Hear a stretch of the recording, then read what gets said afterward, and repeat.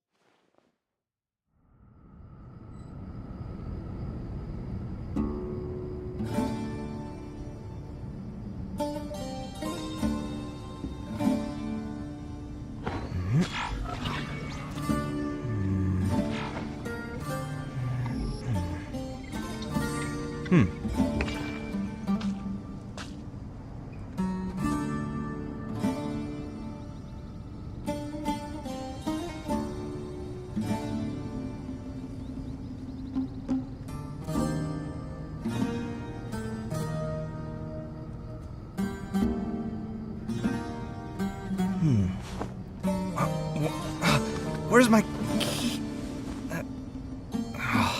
Not again.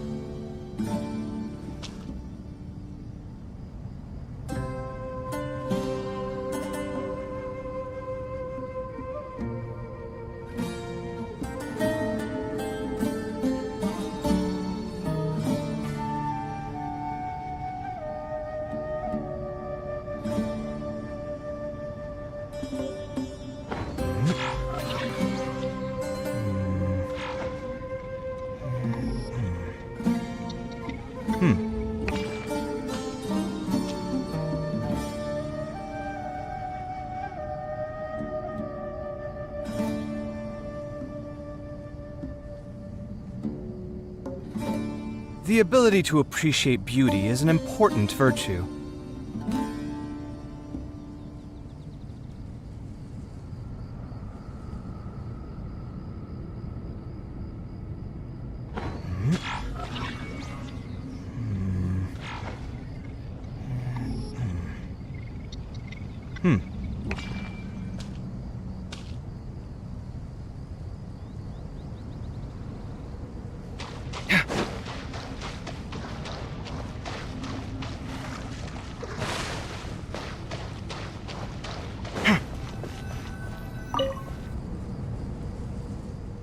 Okay, the materials are ready.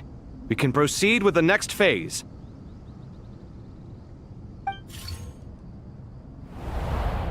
Alhaitham, how are you getting along? Most of the information in Aru is written in ancient desert scripts. Some of this is written in a tribal language, while other parts seem to be a variant of an Oasis script, based on the glyph forms.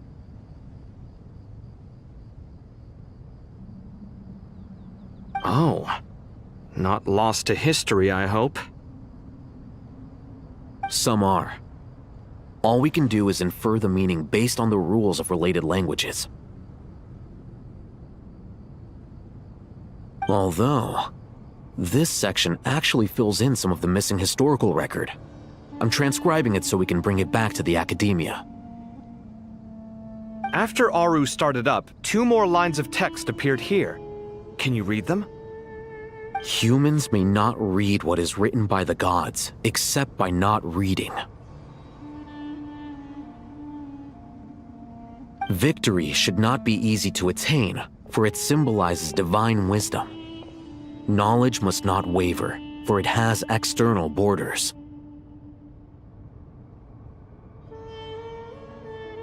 Is this a clue to solving a puzzle? Or is it being symbolic? You can't read it unless you don't read it. Victory is wisdom. Knowledge is confined by borders. Wait, I think I've got it. It's a metaphor, isn't it? It's a chessboard.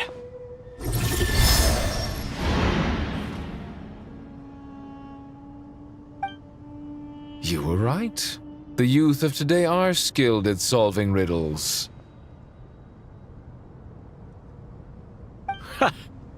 Have the secrets buried in the desert not been unearthed over the years all the same? Since Aru is a place reachable through wisdom, this day was bound to come sooner or later.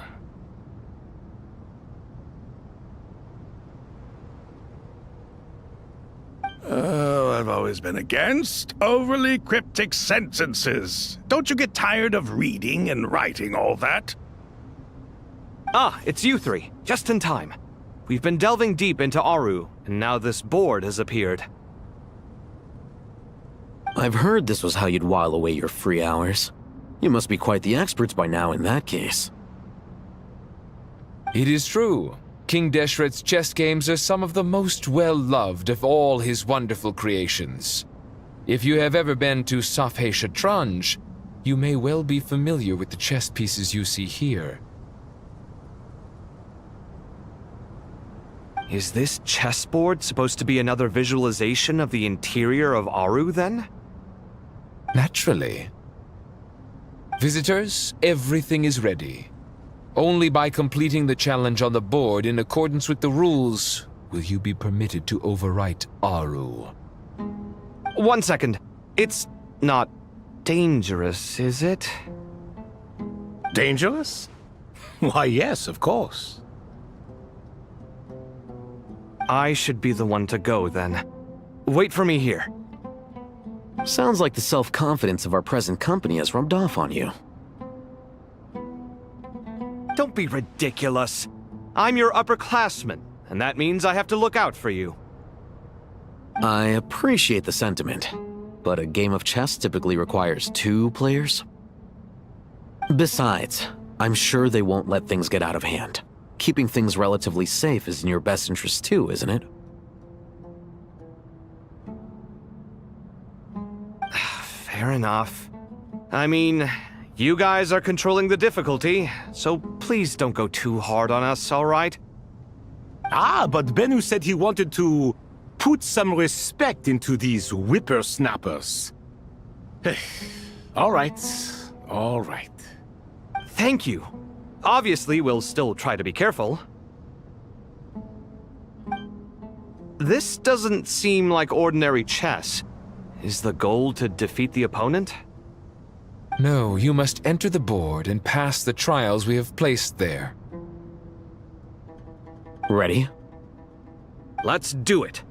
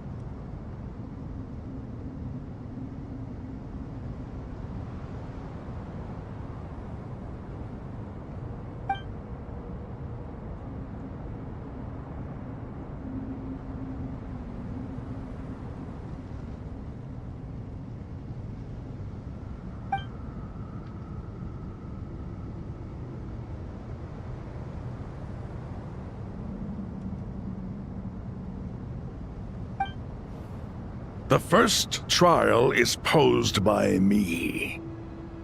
I don't think this is gonna stop us. Ah, but the key to this game lies in working together. Otherwise, you will be deemed to have broken the rules. Looks like it's up to me. Marak, can you open it? King Deshret's favorite primal construct.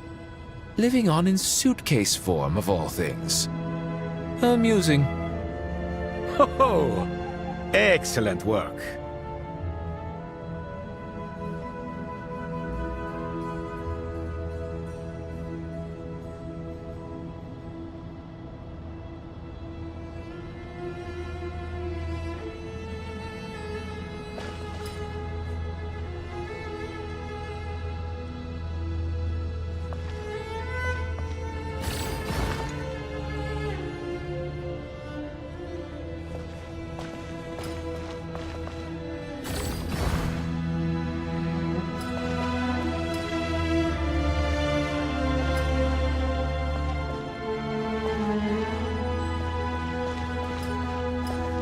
Strange time to catch up on sleep. I'm not sleeping, I'm thinking! It's not that simple, you know.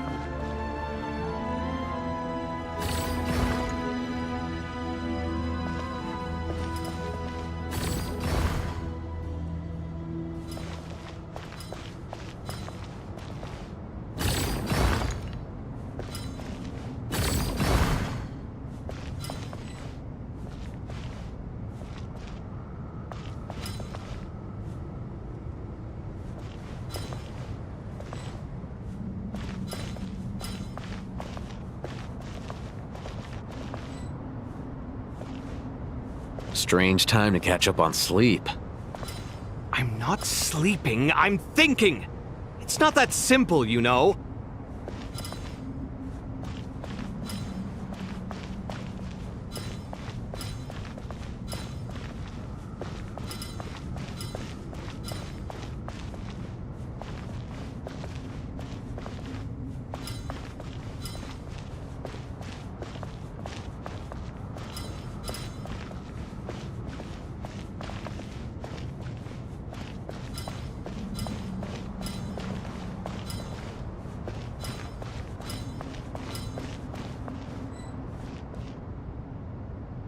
Strange time to catch up on sleep. I'm not sleeping, I'm thinking! It's not that simple, you know. The first trial is posed by me. I don't think this is gonna stop us. Ah, but the key to this game lies in working together. Otherwise, you will be deemed to have broken the rules. Looks like it's up to me. Marak, can you open it? King Deshret's favorite primal construct, living on in suitcase form of all things. Amusing. Ho-ho! Excellent work.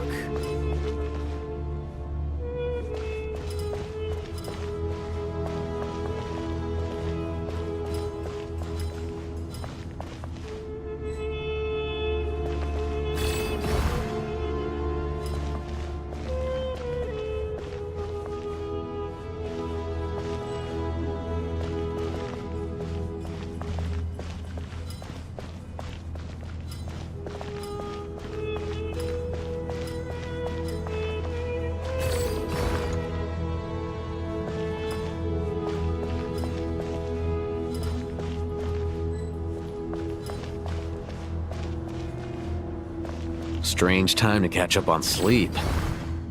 I'm not sleeping, I'm thinking! It's not that simple, you know.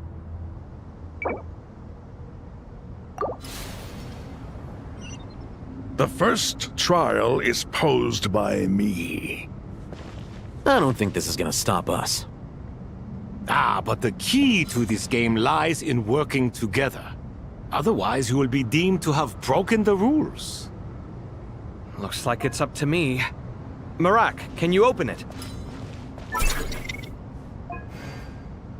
King Deshret's favorite primal construct, living on in suitcase form of all things.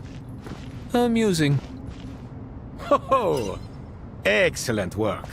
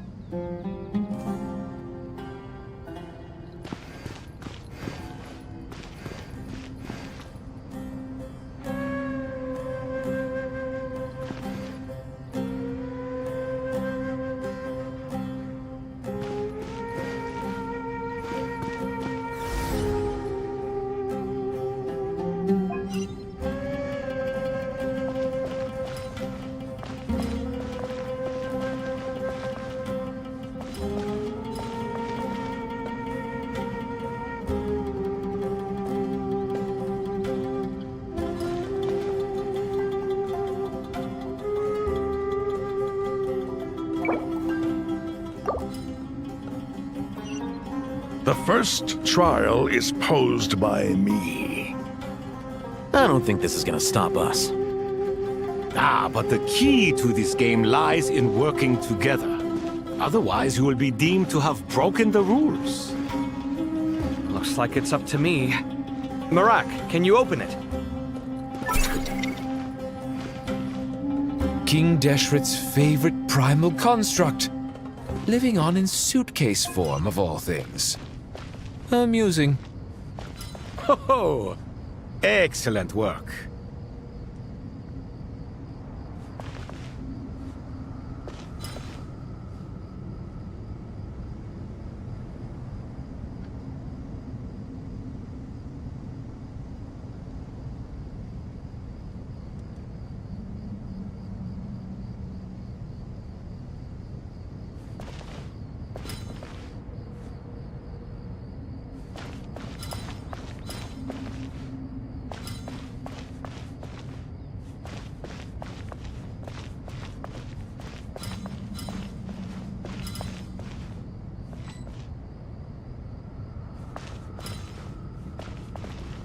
Strange time to catch up on sleep.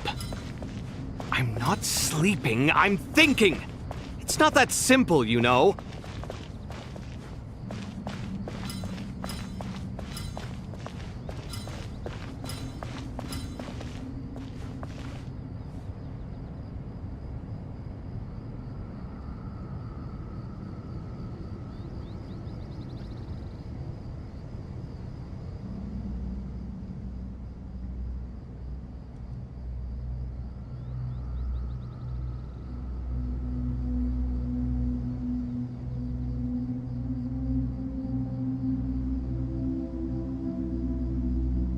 Strange time to catch up on sleep.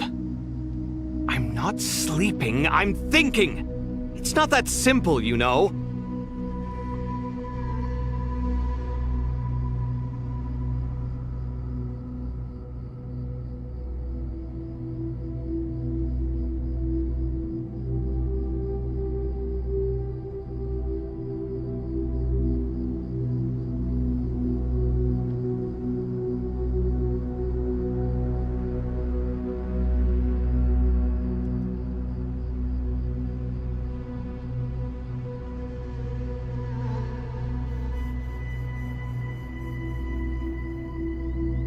Strange time to catch up on sleep. I'm not sleeping, I'm thinking! It's not that simple, you know.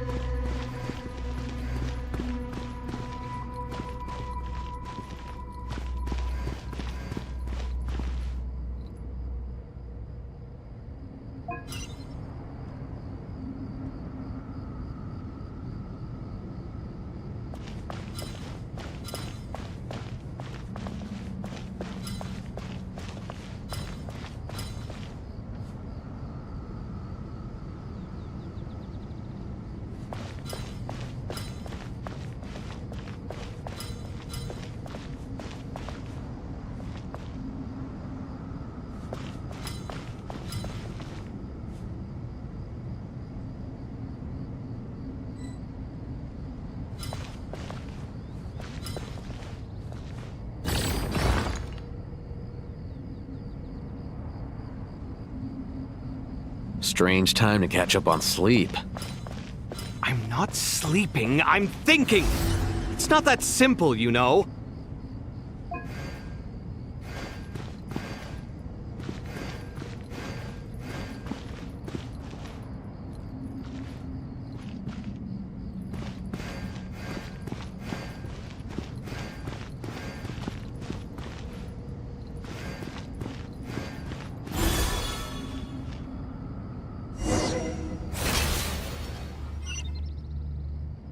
Now is the time for my trial. Now, don't be nervous. I'll make it nice and easy for you. Really? Thanks in advance. We appreciate it.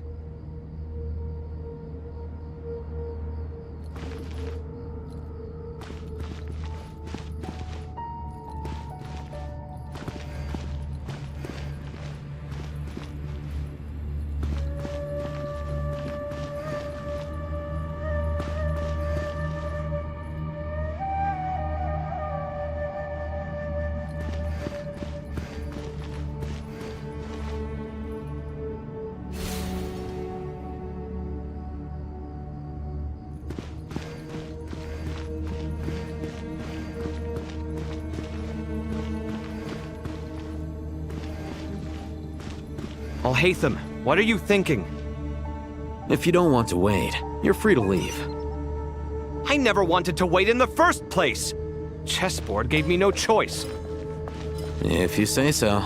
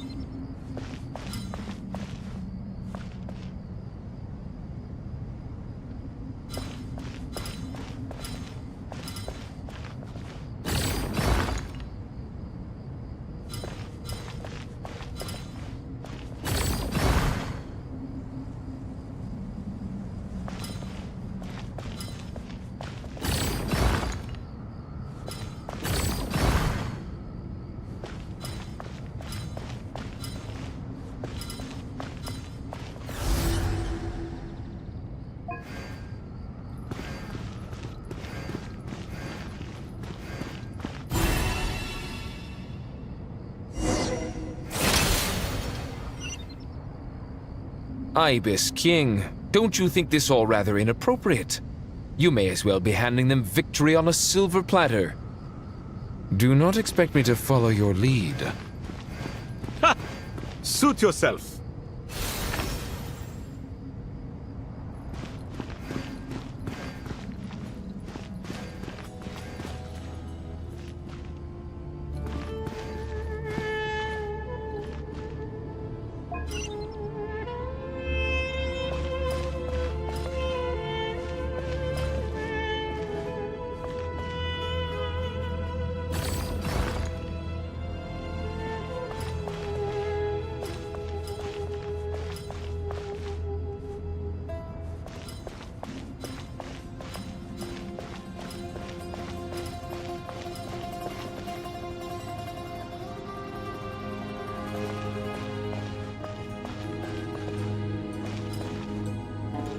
Strange time to catch up on sleep. I'm not sleeping, I'm thinking! It's not that simple, you know.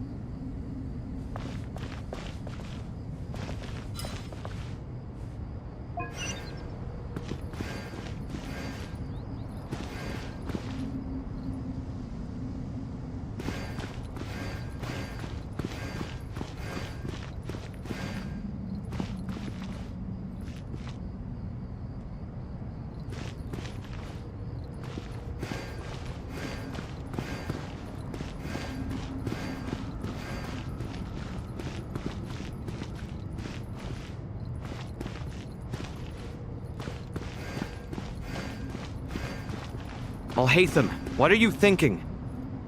If you don't want to wait, you're free to leave. I never wanted to wait in the first place! Chessboard gave me no choice. If you say so.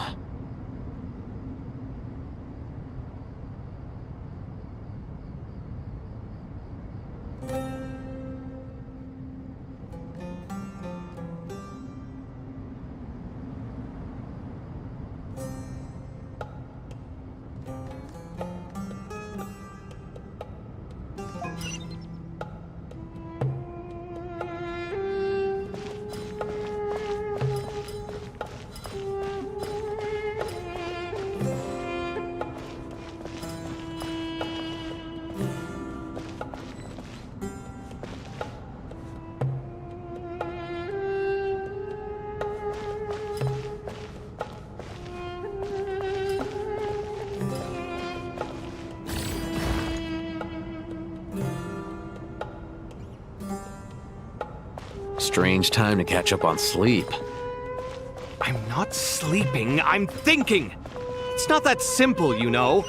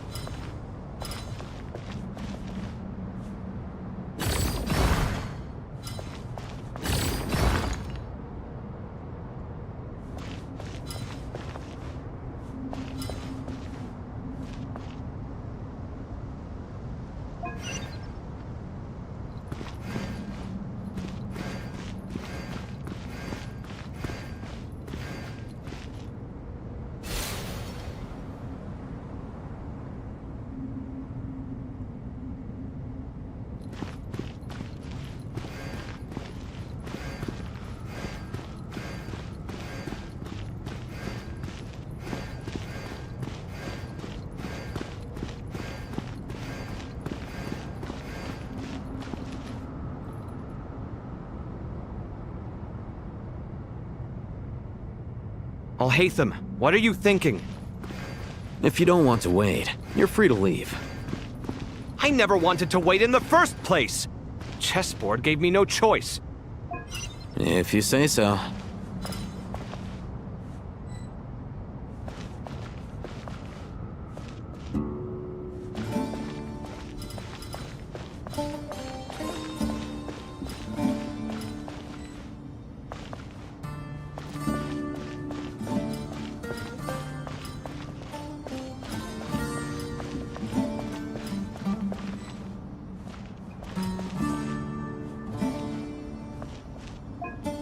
Strange time to catch up on sleep. I'm not sleeping, I'm thinking! It's not that simple, you know.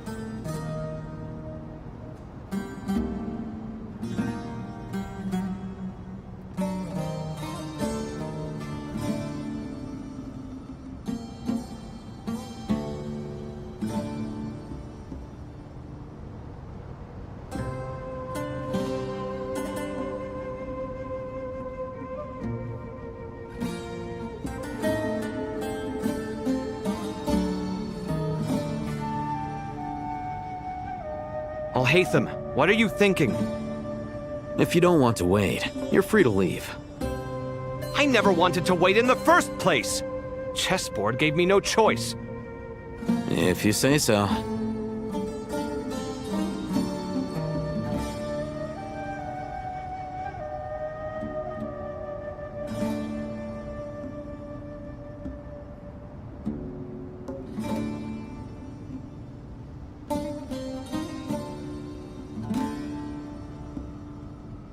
I'll hate them. What are you thinking? If you don't want to wait, you're free to leave. I never wanted to wait in the first place! Chessboard gave me no choice. If you say so.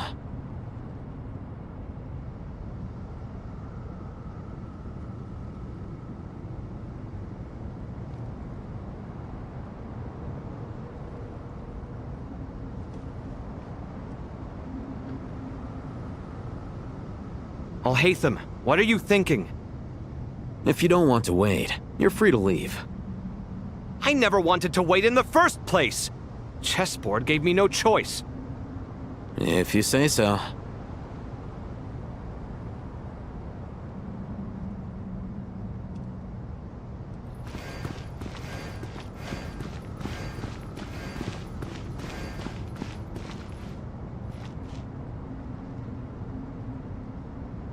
Alhaitham, what are you thinking? If you don't want to wait, you're free to leave. I never wanted to wait in the first place! Ibis King, don't you think this all rather inappropriate? You may as well be handing them victory on a silver platter. Do not expect me to follow your lead. Ha! Suit yourself.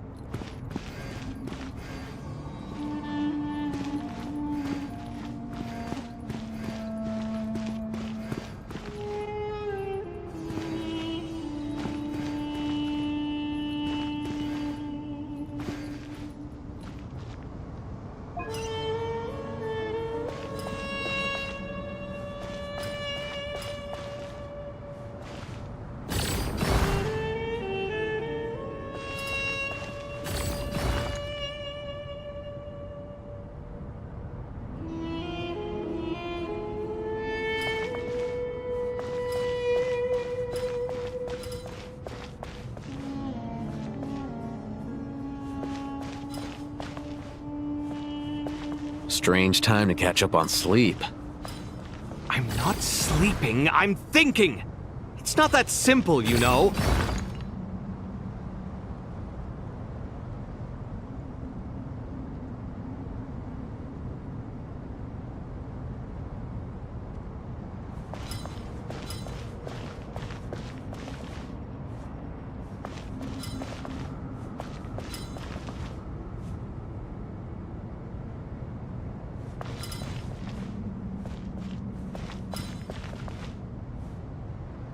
Strange time to catch up on sleep.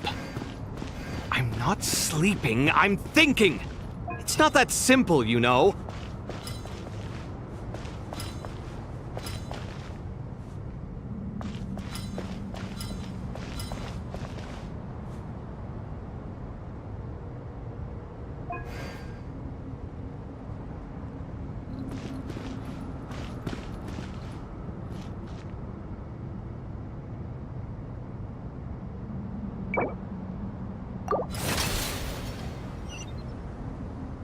Ibis King, don't you think this all rather inappropriate? You may as well be handing them victory on a silver platter. Do not expect me to follow your lead. Ha! Suit yourself.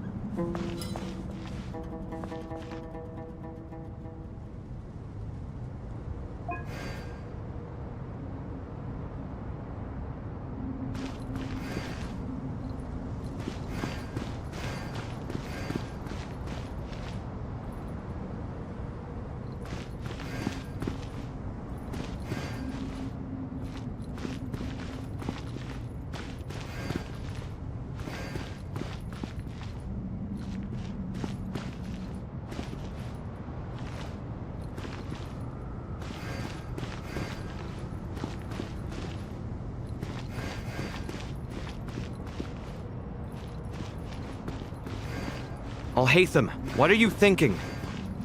If you don't want to wait, you're free to leave. I never wanted to wait in the first place! Chessboard gave me no choice. If you say so.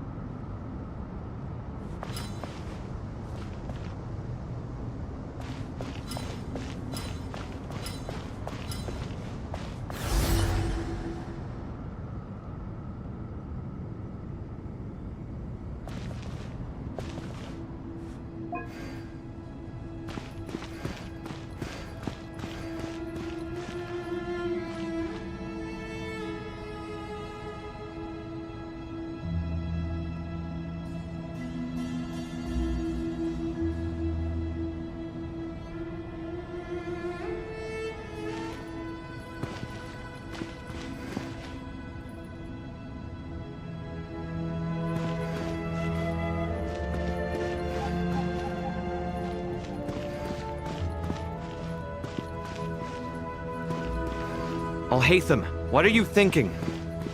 If you don't want to wait, you're free to leave. I never wanted to wait in the first place! Chessboard gave me no choice. If you say so.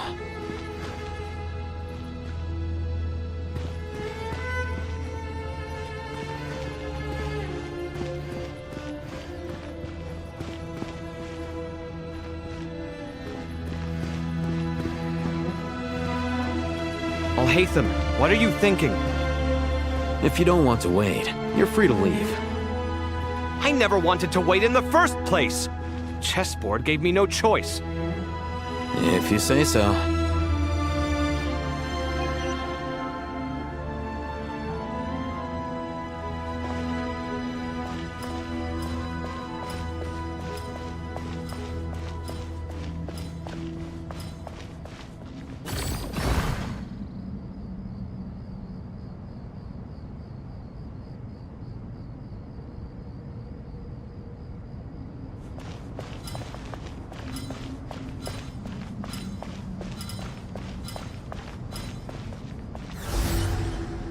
Strange time to catch up on sleep.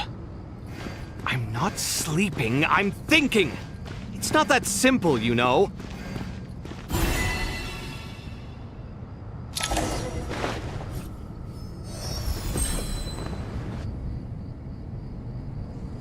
Done. Finally. It's over. But seriously, that was incredible! Standing on the chessboard felt completely different from standing on solid ground. And also... Oh, sorry. I'll save my thoughts for later. Thanks to the three of you for helping us out with this. Is it just me, or were you giving us quite a lot of guidance along the way? We made but a humble contribution. You lived up to our expectations. Bravo! Our aid was not given for naught. In addition to the existing functions, I'd like to ask you for another favor. Since Aru's interference shield can cover the entirety of the mausoleum, it should be possible to extend its range even further. Perhaps you can find a way. So, building upon the existing functions to... Ah! I'm with you! Imagine for a moment. What would the ideal outcome look like if this function were compatible with the devices? I agree. This is the best solution possible. Please, everyone, we beg you to help us. Me, oh my! Well, since you ask so very nicely, I suppose... Goti? Croco? What do you say? Naturally.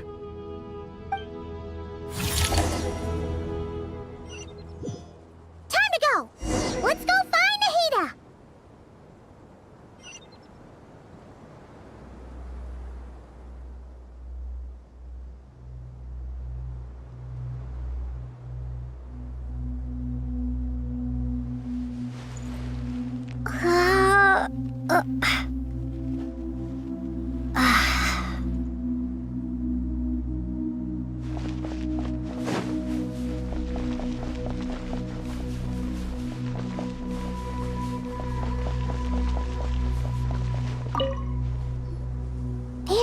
are. Miss Nicole truly is an angel. She shows great wisdom in guiding others, and she has already sent word to Natlan on our behalf. She said that while the other members of the Hexen Circle are busy with important work, she is quite free, and she is more than willing to accompany the people of Sumeru for the entire journey. Oh, yes, Nicole, all right. Always super patient and loves to help everyone out. She's the best. She is. So kind and enthusiastic. Well, time for us to get going. Let's head out.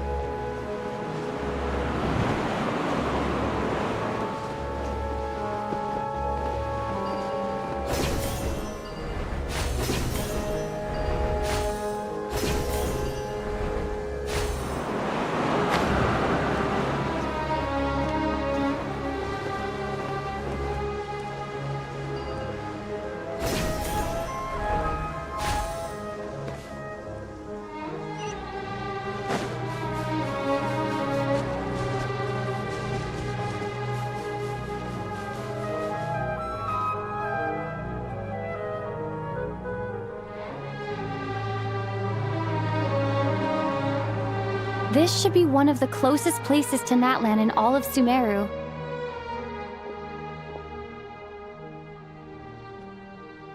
There's the barrier Nicole and Nefer mentioned.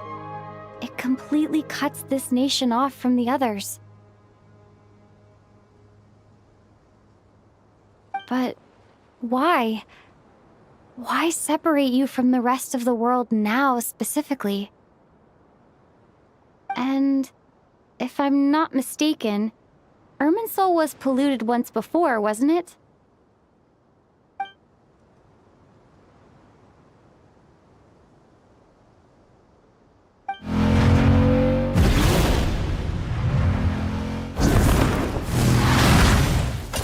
Good question.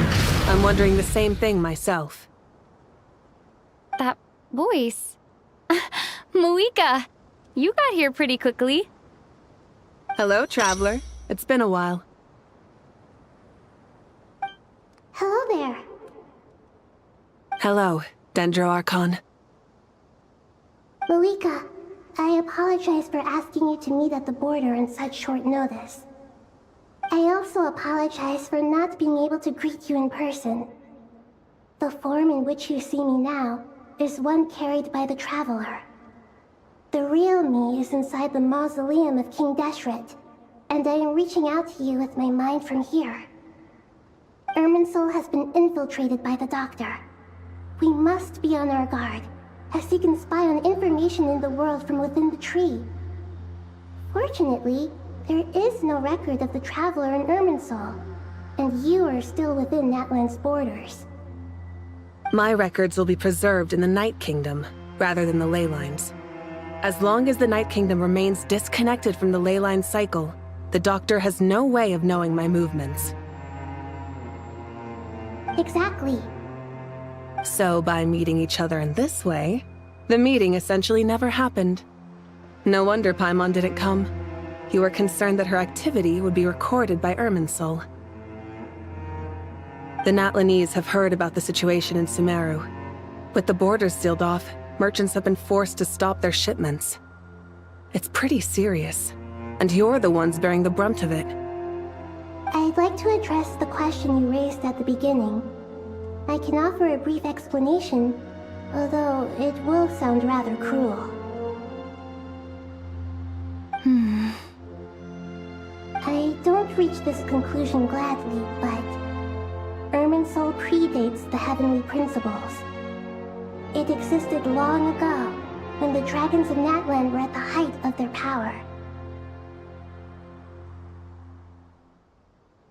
So even when the people of Sumeru became ill because of pollution, it was not a critical issue from the perspective of Irminsul itself.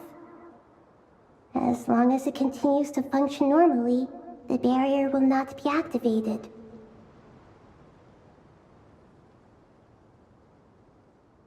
But this time, the Doctor's invasion has directly affected the tree.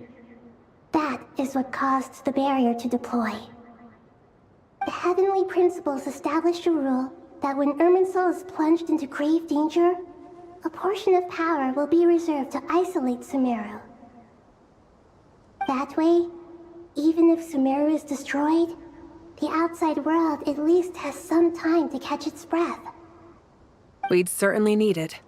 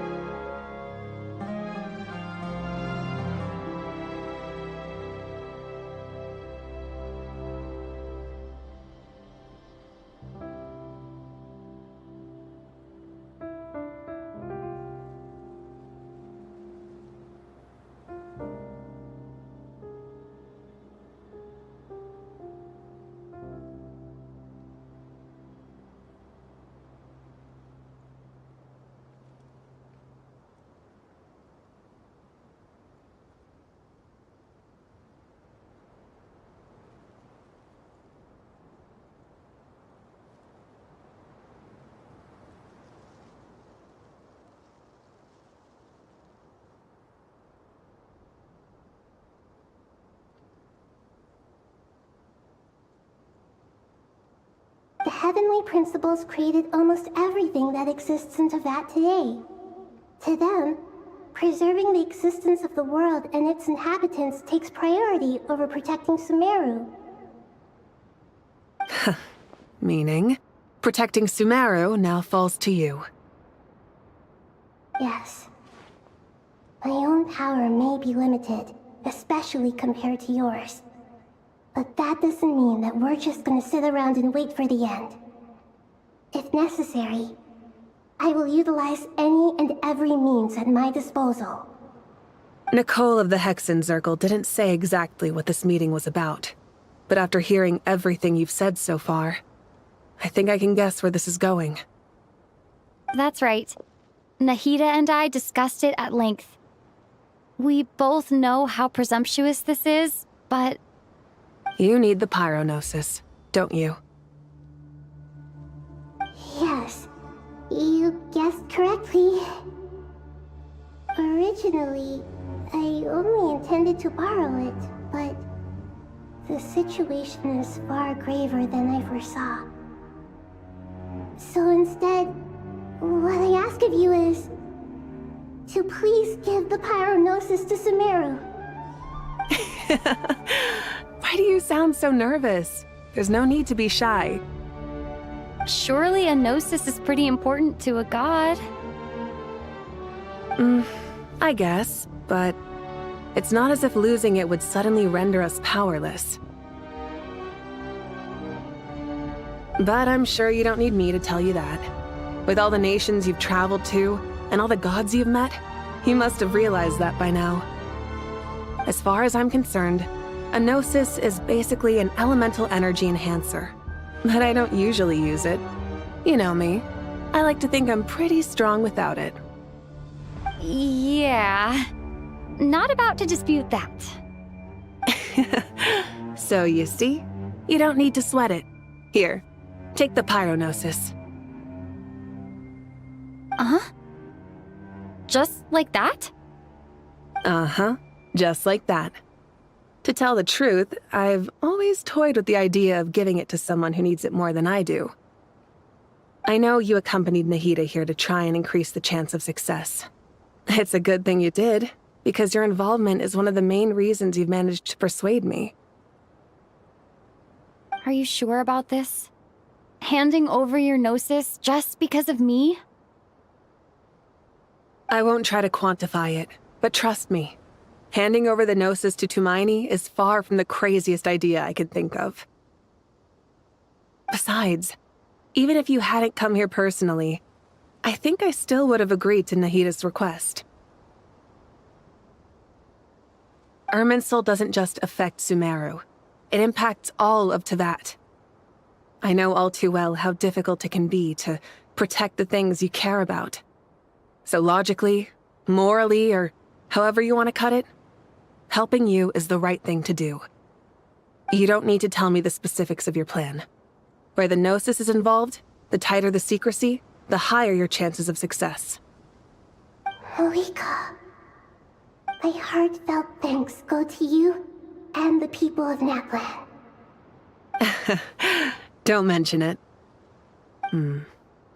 But now for the hard part. How do I actually give it to you? The Irminsul barrier is right in the way. I have an idea.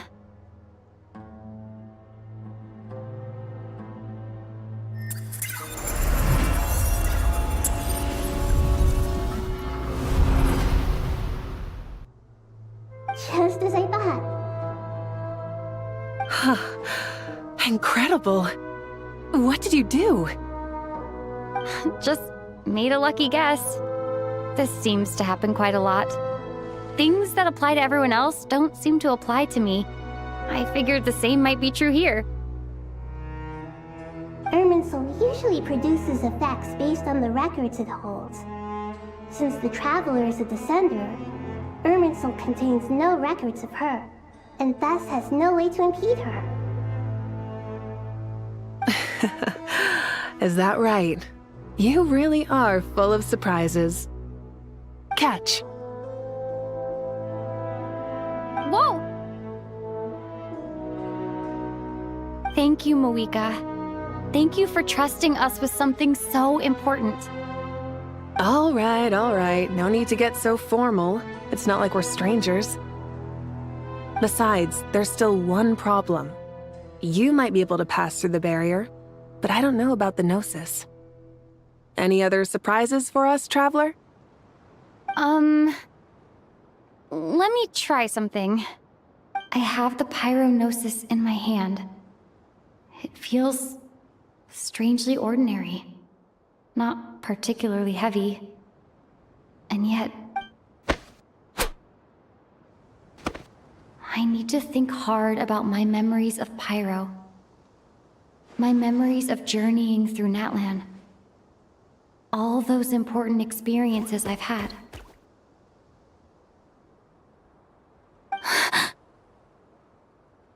The Gnosis disappeared. Traveler, are you alright? I'm fine. The Pyronosis disappeared into my body, just like phlogiston. Maybe it resonates with you because you've mastered the power of phlogiston. You might not be recorded in the ley lines, but you're still our Tumaini.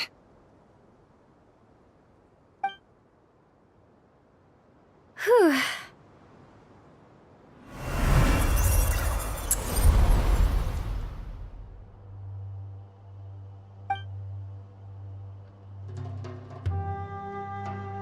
Please allow me to express my gratitude once again, Moika. Pleasure. Well, I've given you all the help I can. The rest is up. We won't let you down. Yeah, we aren't about to lose.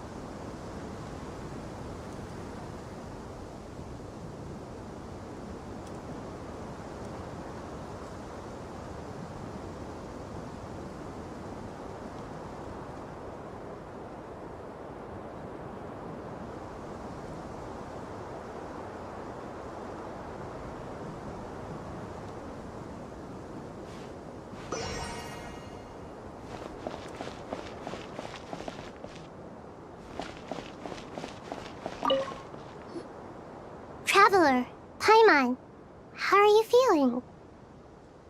Paimon's a teensy bit nervous, but only a teeny tiny bit. Seems like she's gotten way braver over the last few years, huh? Of course. After all the adventures you've had with the Traveler, I'm sure you've gained a lot of experience and grown as a person. I'm doing all right. What about you, Nahida? How are you holding up? With the negative effects of Irminsul, I'm a bit like a piece of fruit that's been burrowed into by hungry insects and left to rot. I'd be lying if I said it was nothing. But please don't worry. We all know what we're getting into, and we've prepared as well as we can. I believe in everyone. I believe in you. And I believe in myself.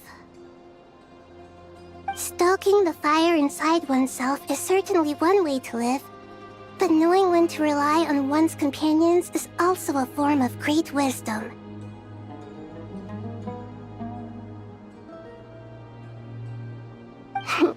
I've been quietly learning little things from everyone, like plucking tufts of fur from a sumpter beast. Me too. With the constant traveling, I'm always learning and growing. That's the journey of life. I think there's someone else here who would share that sentiment. Don't worry about what I think. I was just passing by and happened to overhear your conversation. What are you talking about, Hat Guy? This is the top floor. No one passes by the top floor.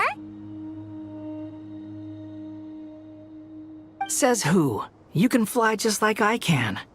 I would have thought it makes sense to you of all people. I don't know why, but I feel a little more relaxed now.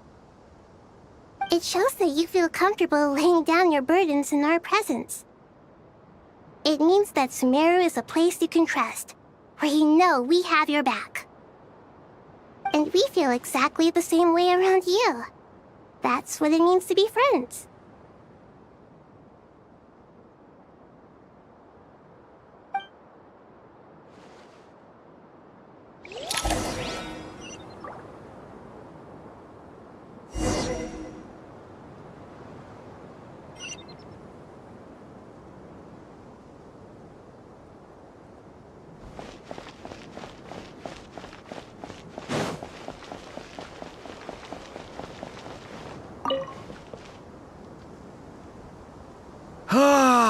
It's finally done. Ugh, but I have a nagging feeling that there's something I've forgotten. Oh, there you are.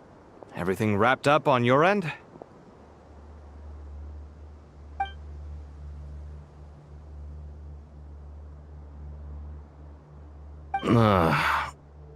Okay, fair enough. That was a pointless question. We were working in tandem, after all. You must really be exhausted. Well, it's been a busy day for both of us.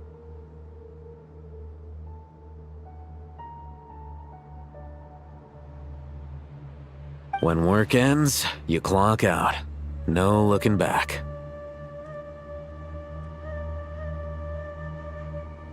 Yeah, we're definitely due a break. Probably a little late to start drinking now, though. I'll stick with water.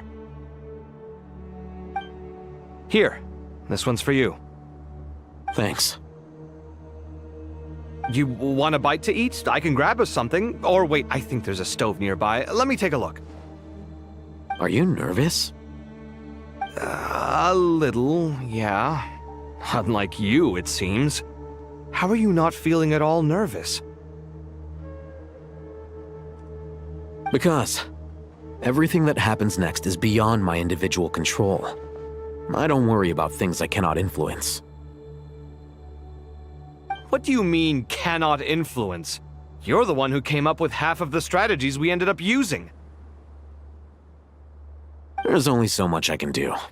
I was only doing my duty. Was it like this last time, too? You mean with Azar and his accomplices? Yes and no. The situation back then was easier to control, but we weren't as prepared as we are this time. So the enemy is stronger, but so are we.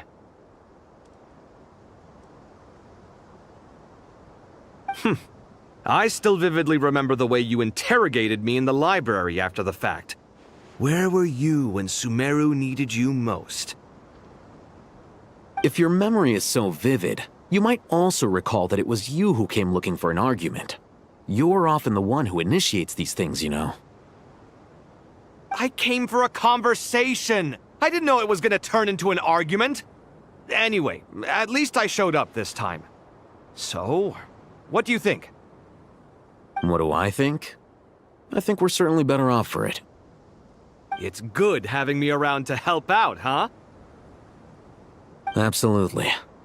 As a citizen of Sumeru, you displayed a remarkable sense of responsibility in the face of disaster. Certainly feels that way. I just shudder to think how the world would have ended up if we hadn't gotten control of the situation.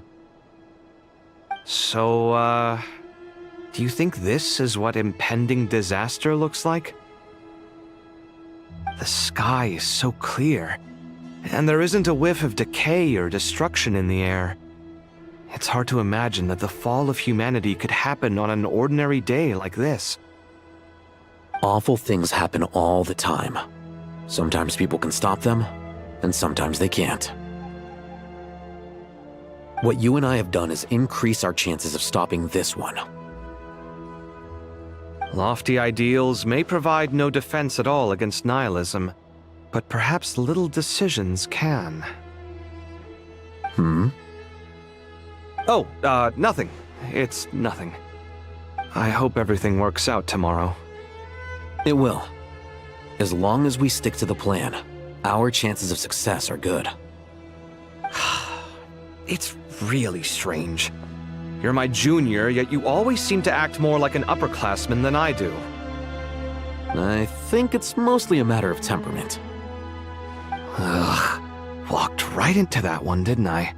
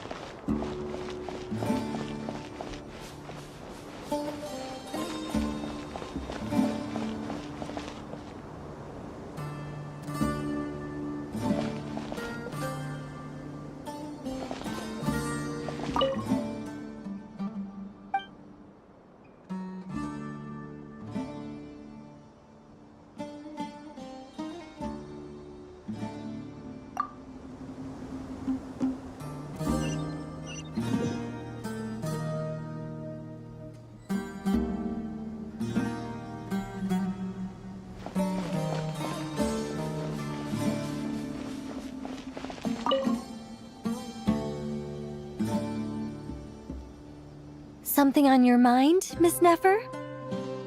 Nothing in particular. It's just... right now, the future feels strange and unfamiliar. But the future has not yet arrived. How can you say how it feels? Some people know that there's an impending disaster. Others remain blissfully unaware. Each group is imagining an entirely different future while walking towards the same one. But when they get there, they'll still find they feel differently about it. People are shaped by their circumstances. Different circumstances create people with different perspectives. I've always found the perspective of the Vahumana Darshan to be a particularly incisive one. Even at the height of the crisis in Nodcry, people held diverging opinions. But things are different this time.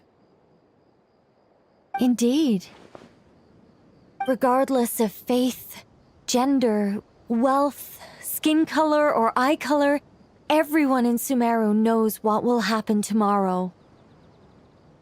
The world has never been an especially fair place. Yet now, against all odds, a moment of unprecedented unity and equality is about to take place. It's...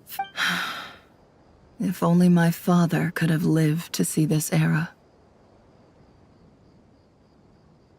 Era. To me, that term represents a much greater span of time. It can be an unsettling word. I would even say I'm afraid of it. Do angels even feel fear? Yes, at least I do. I fear the gap that grows wider with each passing day, and the never-ending flow of time. Time renders all memories insignificant, and reduces all splendor to nothing. But those memories are the one thing I do not want to lose. You're very human in that regard. If angels draw too close to humanity, our wings burn away in the bright flame of awareness, and we fall to the earth. After spending so long among humans, I have lost much of my former glory. Maybe that's a good thing. You're more human than some humans are. I've been talking to Kale a lot in recent days. We seem to be in completely opposite situations. I suppose that makes us good case studies for comparison. Case studies for who? Myself, I suppose. After comparing the two of us, I suddenly discovered that I desired more than before. It was a gentle, pleasant sensation. Just as most people pursue glory and miracles, I too am pursuing miracles of my own. Guiding humans to make the miracles in their hearts a reality, that is my miracle. It doesn't sound so bad, does it?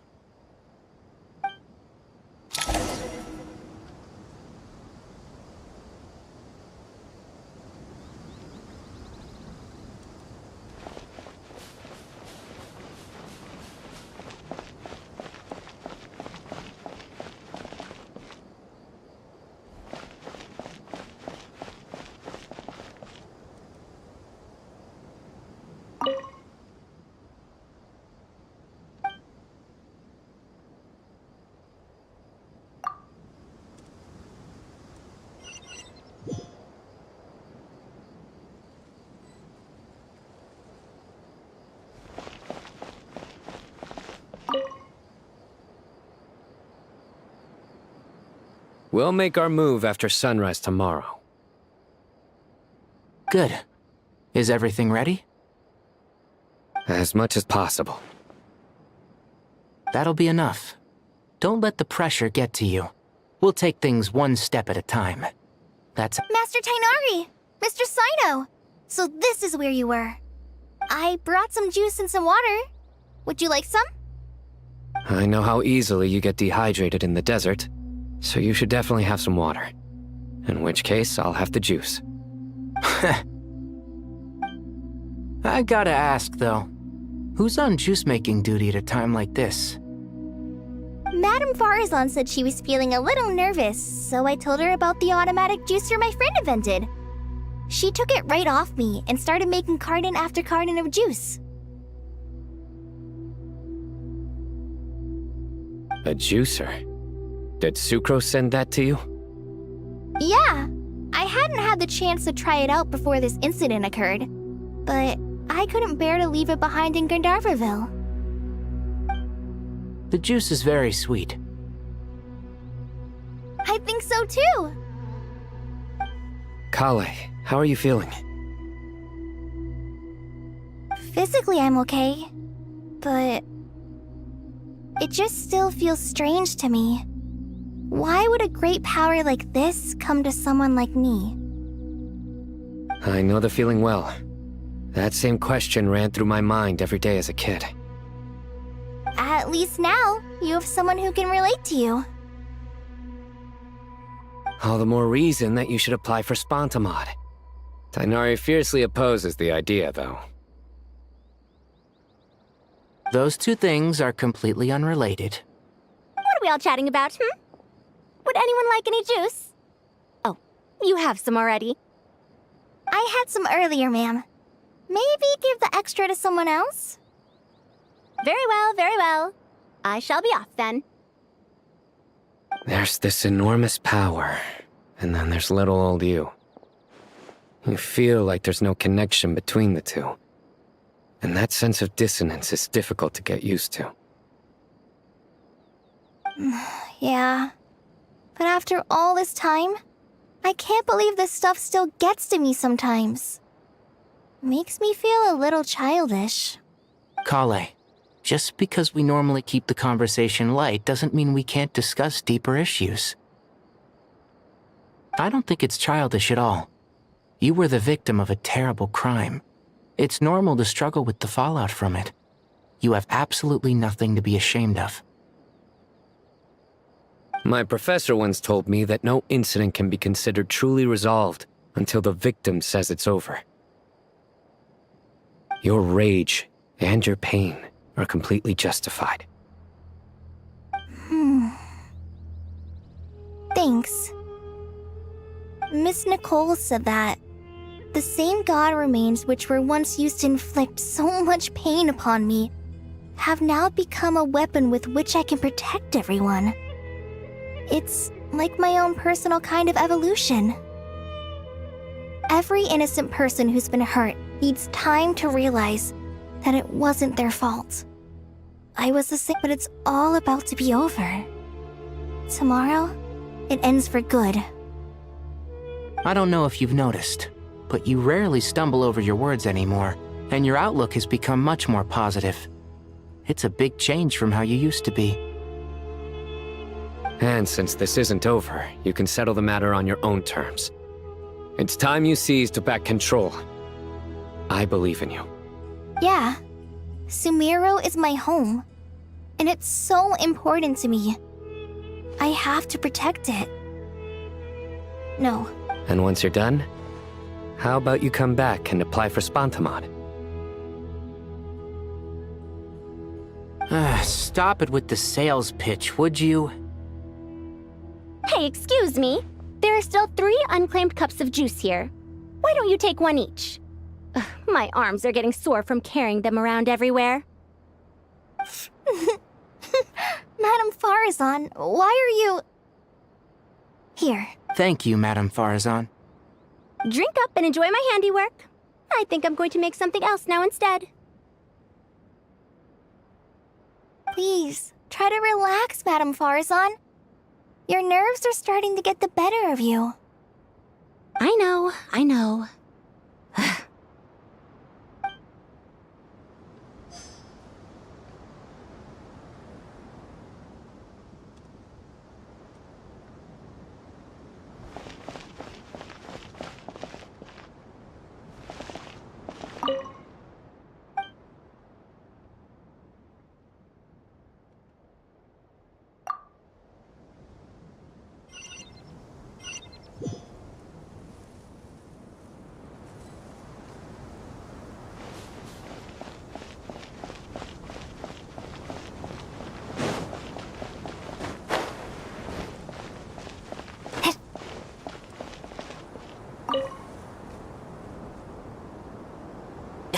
Too bad we've got a fight tomorrow.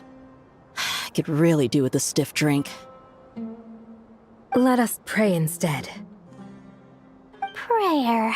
How nostalgic. Lord Sangama Bay. Came to get some fresh air too, did ya? That's right. Actually, I was hoping I might run into you, Dia. I wanted to let you know that I've stocked up on that perfume you said you were so fond of. No, really? I'll take 2. Any chance of a friends and family discount? I knew you'd ask that. And I'm afraid to say that... Surprise! It's free of charge. That's very generous of you, Lord Sangama Bay. Does this mean you've made a fortune in Nodcry? Nope. Turns out, it's not that easy to turn a profit there. I even ran some assorted losses. But anyway, that has nothing to do with why I wanted to give you and Dia a small gift. Remember that merchant caravan you two rescued in the desert last month? That was transporting my goods! No way!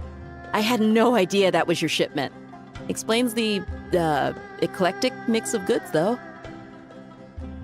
Lord Sangama Bay's investment in the desert and generous stockpiling of goods has helped many people over the years. The shelters you funded especially have made life a little easier for the children and the elderly. Wait, how did you know about that? Oh, I see. Nefer told you, didn't she? Ugh, that pesky lady. Aren't intel brokers at least supposed to charge for divulging people's secrets? She and Candace go way back.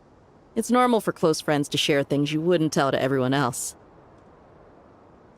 Sure, but why did they have to be things about me? That's how Nefer shows that she cares. She wishes for all of us to know what a generous person you truly are.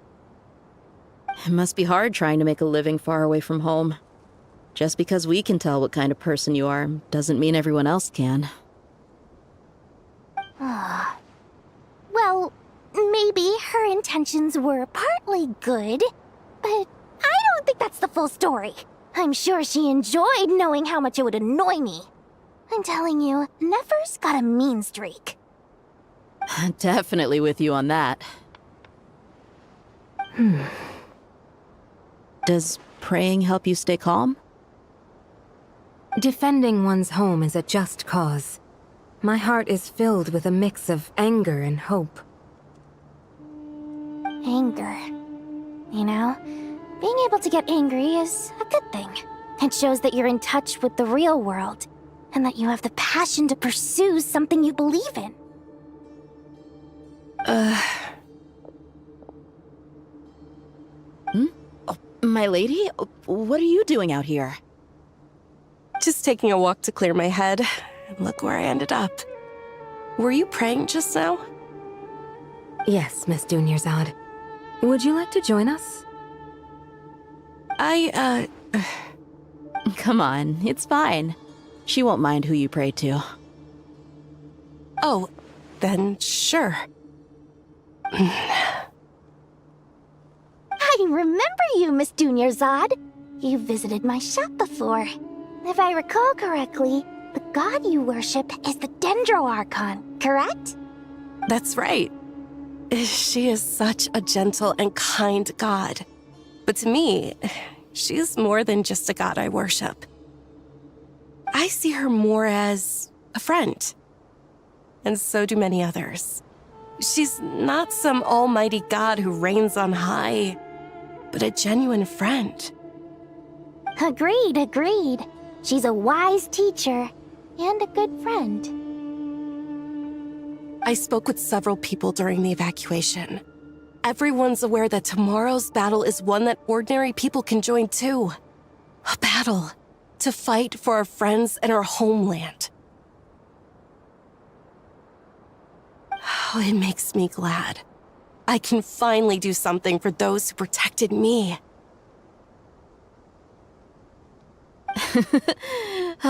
You've grown so much since we first met. Oh, a compliment? Ooh, more please. Thank you. My lady, you've always been a remarkably strong and ambitious person. It's indisputable. And that's not just a compliment. It's a statement of fact. What are you praying for? Our beliefs may not be entirely the same, but we both wish for the same thing. I pray that everyone will rise to the challenges ahead and return safe and sound. I pray for the safe return of all my companions.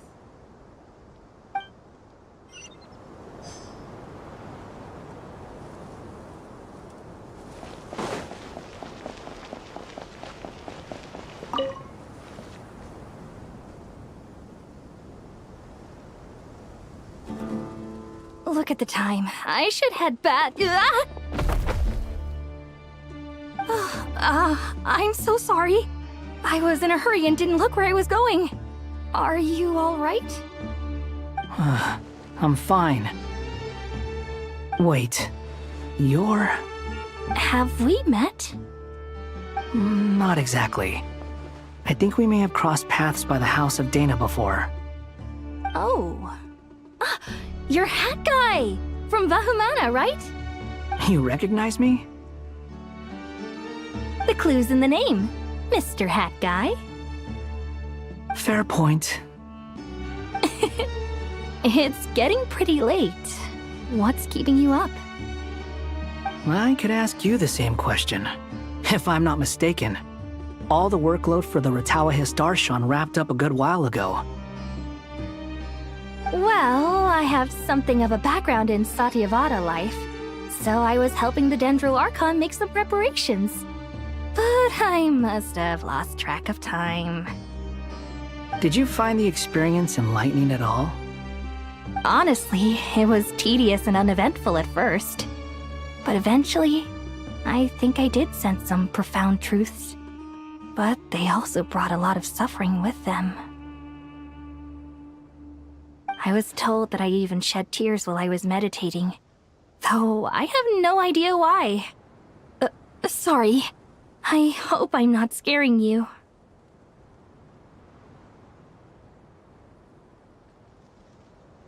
Not at all. It just proves you're very accomplished in your research. Good night. I wish you all the best for tomorrow. Thank you, sir. You too.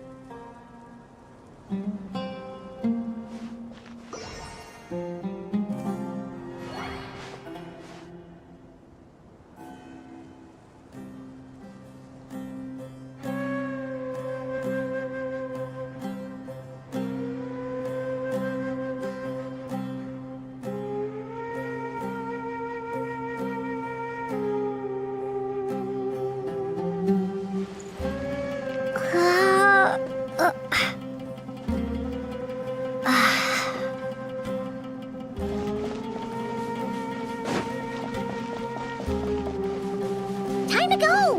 Let's meet the others at the mausoleum of King Deshret.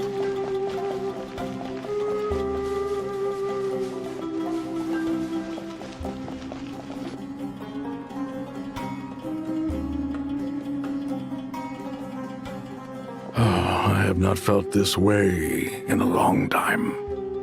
Standing up high, gazing out at the rolling dunes. One cannot know what freedom truly means without first losing it.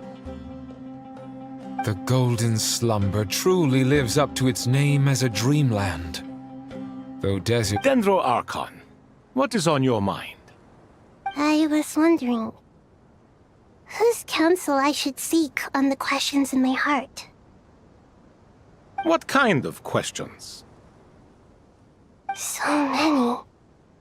More than can be put into words. As I once said to a friend, we look, we see, and we comprehend. But the question still troubles us. What are the many disasters that this world faces but the sum of all irresolvable questions? The biggest question you should be asking is how to seize victory. Yes. Although, I would express it differently.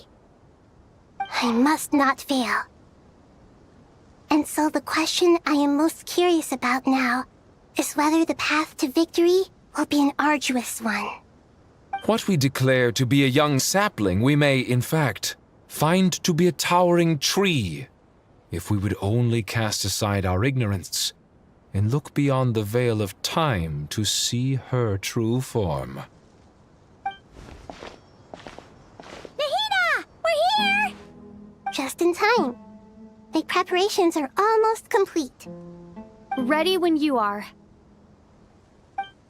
We're here too. Miss Nicole! Miss Nicole! You run so fast! I thought I'd get a lot of exercise as a forest ranger, but I can barely keep up with you.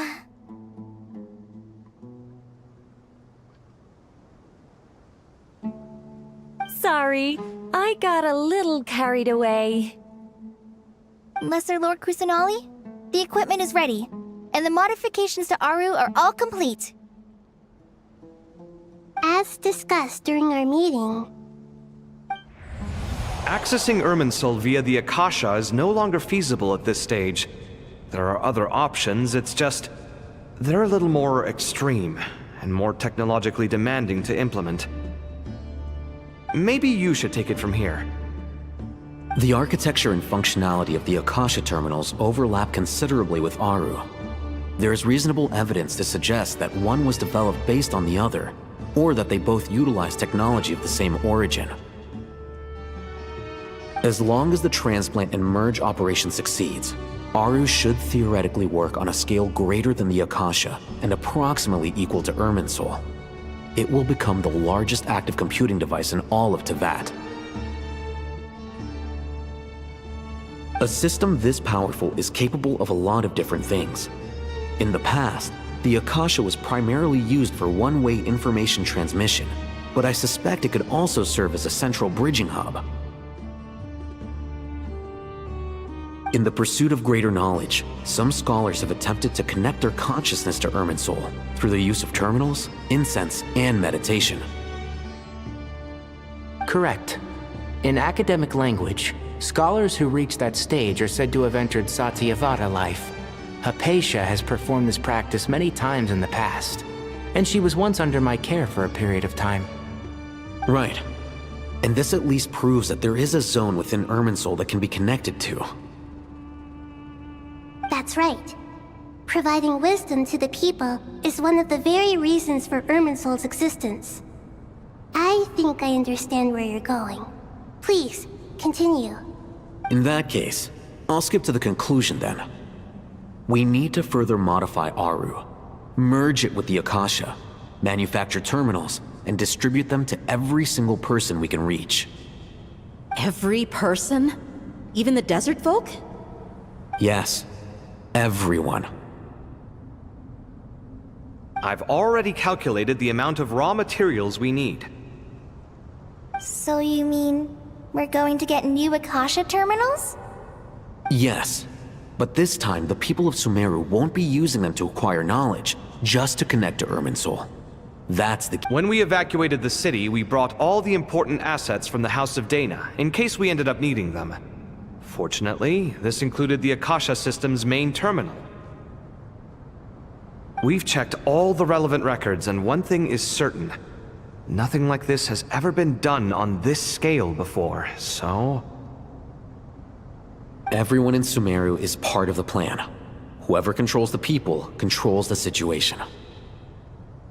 Since this function of Irminsul was introduced, it has only ever been made available to scholars, who don't constitute a particularly large group of people. But by expanding the scale to include all the people of Sumeru, all the individual connections will stack up to create a significant load on the system. Under normal circumstances, Irminsul would be able to cope with the additional load. But with it already being under strain from other activities, its remaining capacity is limited. Thus, it might be possible to shut it down completely by overloading it.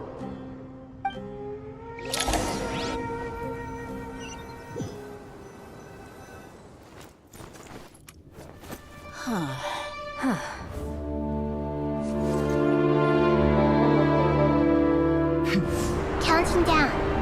3, 2, 1. Are you ready? Ready!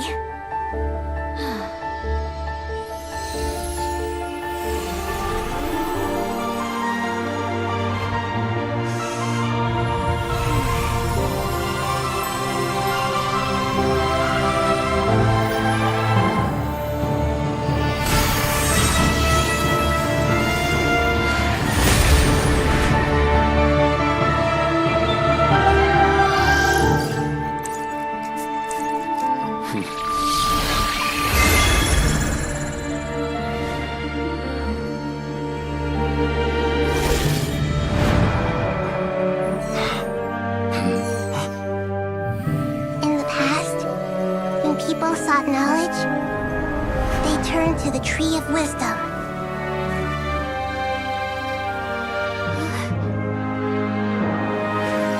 Today, we use it to save Sumeru and the whole world. These boughs that nurtured learning must not become tools for destroying the world.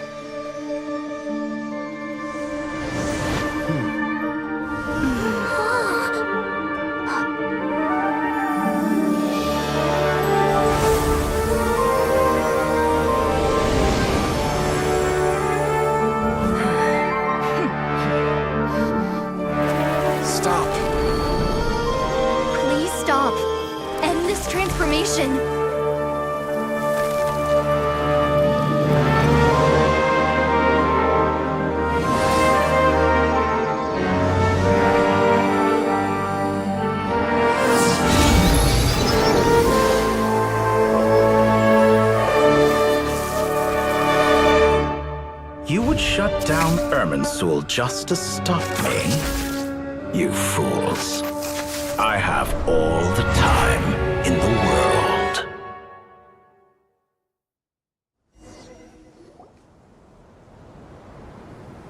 Success! The evil Irminsul tree has stopped growing! Great!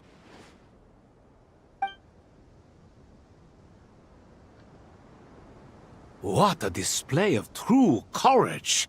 The courage to think and the courage to act! I never thought I would witness the shutdown of Irminsul with my own eyes. Perhaps this is human wisdom in action? Indeed, only humans could do such a thing. Gods are few and far between. What was once created for spreading knowledge is now used for another purpose. A rather ingenious plan. I am grateful to you three for your help.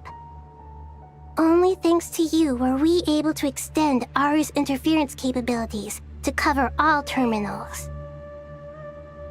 Now, Nobody who wears a terminal will have their activity accurately tracked by Irminsul. No matter how many eyes Dottore possesses, he will not be able to see us clearly. Now for the next step. I will need the help of your supreme powers once again. How might we be of service, Lord of Dendro? I need to reach the Eternal Oasis immediately. Right now? In that case, Ibis King, would you agree that this is a fine opportunity to dust off our old tricks? Never. I assume you have that chess set with you? You mean the one you gave to me as a gift? Asking for it back, are you? How could I? You misjudge me. I just wanted to show you another way you can use it. Connect to Safei Shatranj.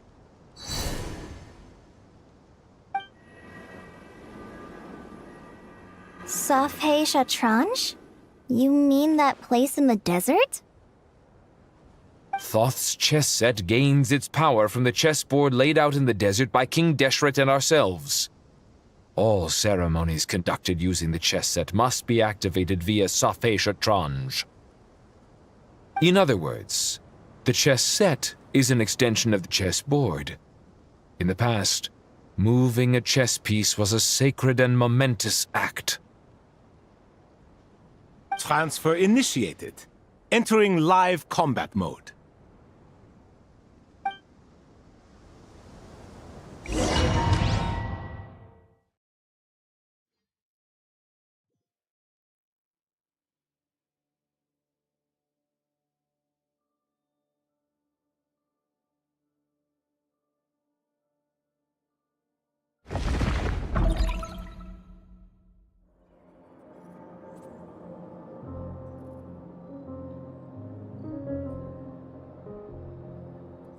We haven't heard a single word from our spy in the desert. I'm afraid he might have been captured.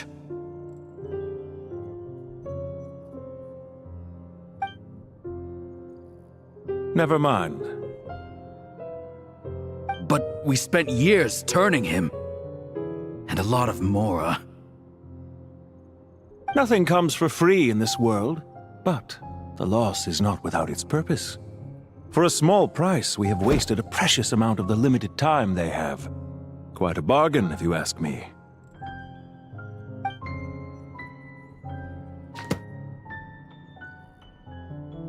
Understood. Weighing profit against loss is a necessary part of life. But to tell the truth, I have been operating at a loss since this all began. Since many centuries ago, in fact. For instance, why would a banker act as the executor of a will?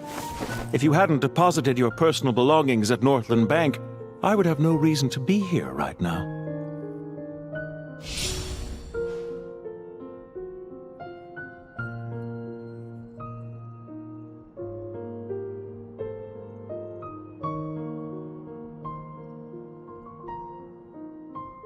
Dottore, I've placed your final data backup into the ley lines as per our contract. I trust we are now square for the safe deposit fees you paid.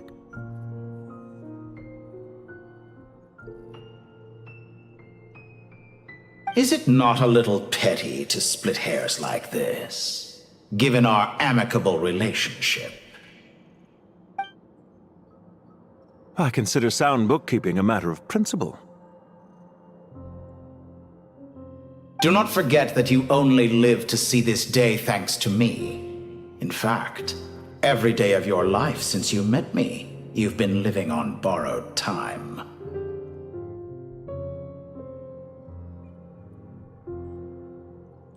Why, that's hardly a fair assessment. I will concede that my survival was perhaps at your whim, but I became a harbinger on my own merits. Managing money is not like other professions. Mine is not a role I could have acquired based on your recommendation alone, and certainly not one I could have lasted so long in without genuine ability. The information stored in the ley lines is quite comprehensive. Rest assured, I have not forgotten how strong your pride is. Well, I presume you have no sense of fragmentation while talking with me. How could anything possibly go wrong with such strict measures in place? The remainder of your soul was split in two, with one half sent to Nodcry and the other stored in the most secure vault of the Northland Bank. Though I must say, your disdain for the other segments is quite amusing. Zandik is you, and you are Zandik. Zandik created the segments, yet you, a segment yourself, reject him.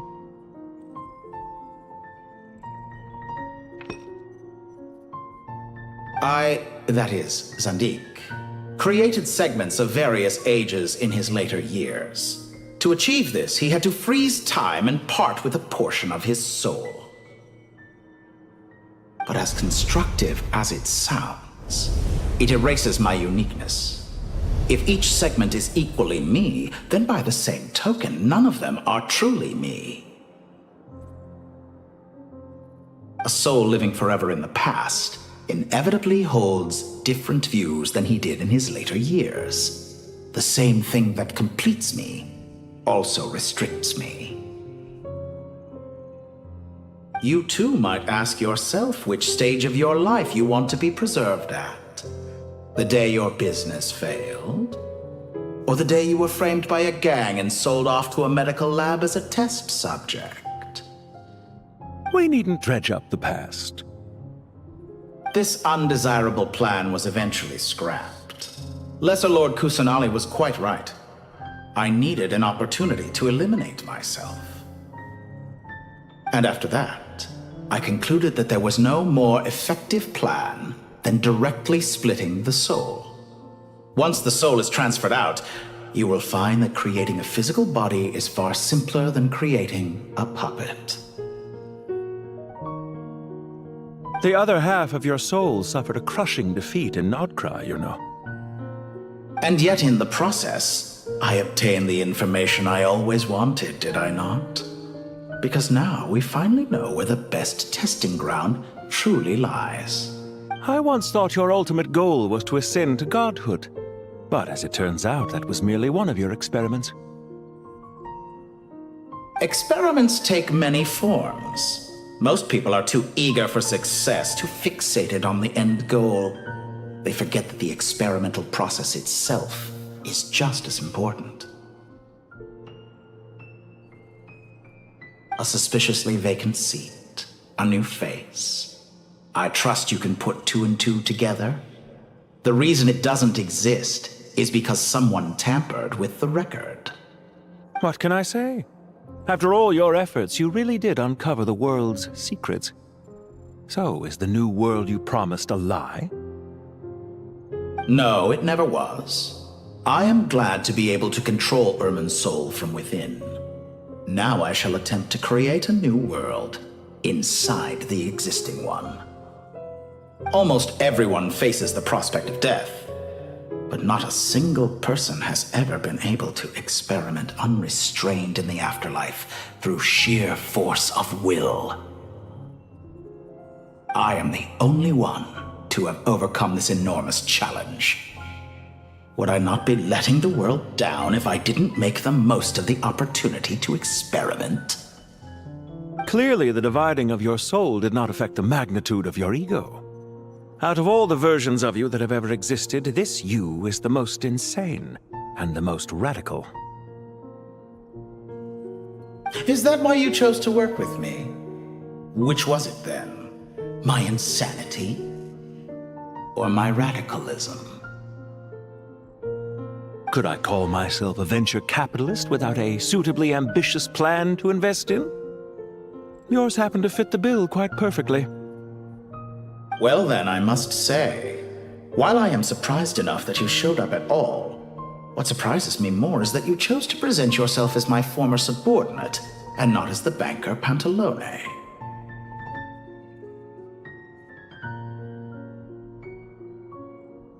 Why make things harder than they need to be?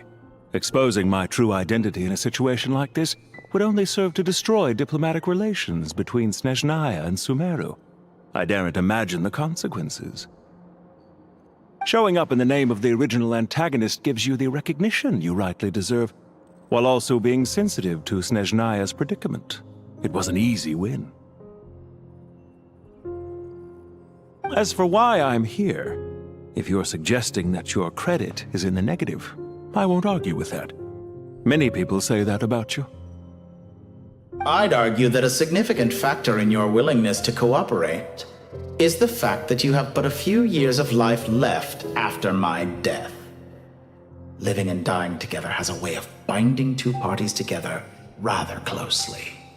Is it not true that a relationship should be judged by both the positive and negative returns it yields?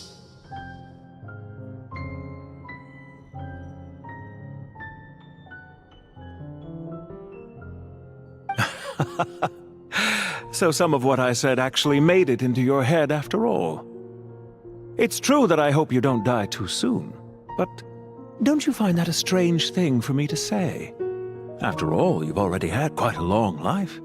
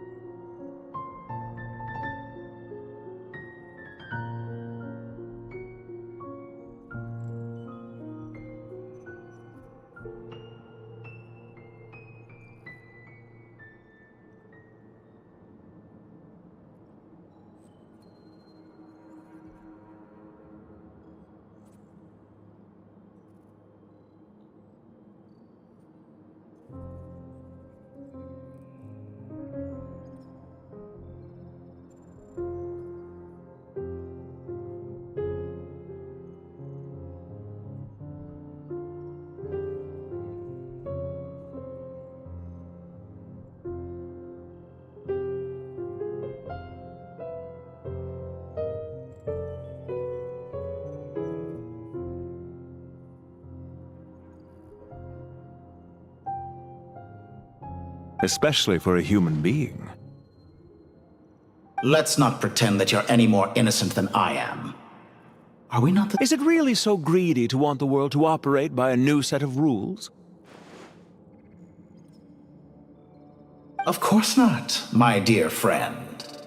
And as I've said before, mutual interest is the foundation for the most reliable of relationships. You can attest to that.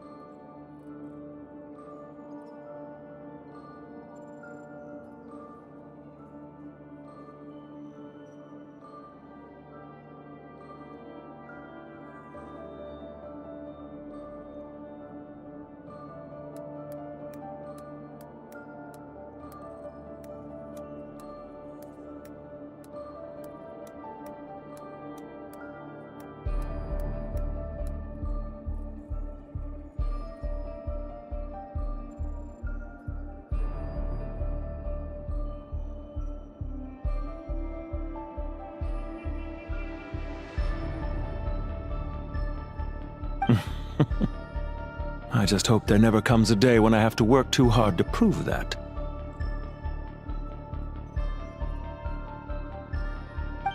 Regrader, sir. People have been spotted approaching Sumeru City. How strange. Despite your access to Irminsol's data, it appears the soldiers noticed before you did. They must have... Well, Dottore, I trust you know what this means. They're coming. They'll breach the city gates any moment now. But even so, I would say Irminsol is a wonderfully convenient thing on the whole. If you do manage to create a new world, perhaps you could plant one outside my office, too. I'll consider it. What do you need me to do? Stall them? The experiment will take time. Stall them for as long as possible. Very well. But you're really asking for the moon here. Have you heard this story? There was once a guilty man, kneeling in the center of a church while an angry mob outside waited to bring him to justice. He pleaded with the gods, begging them to grant him one final request, the chance to finish confessing his sins before he was sentenced. Many suns and moons passed, seasons changed, and still his confession continued, as if he intended to speak until the end of time. Are you suggesting I worship you as a god? Or were you hoping that I might confess my sins to you? Certainly not the latter. That would make my life miserable indeed. For someone who despises them so, you never seem to have any objections to me creating or becoming one. At first, I thought you'd be furious. Concerned I would terminate our partnership, were you? Not at all. You had reasons why our partnership must continue. Don't you find people's attitudes toward gods amusing? A god descends from the heavens and people worship it unreservedly, blindly following whatever rules are given to them. And yet, when they see an ordinary person gain godlike levels of power by virtue of their own hard work, they treat him with nothing but suspicion, even if he is a compatriot. Is that supposed to be a compliment? No. I was just thinking. I pity the man who would call you a compatriot. There's no need to be so self-critical.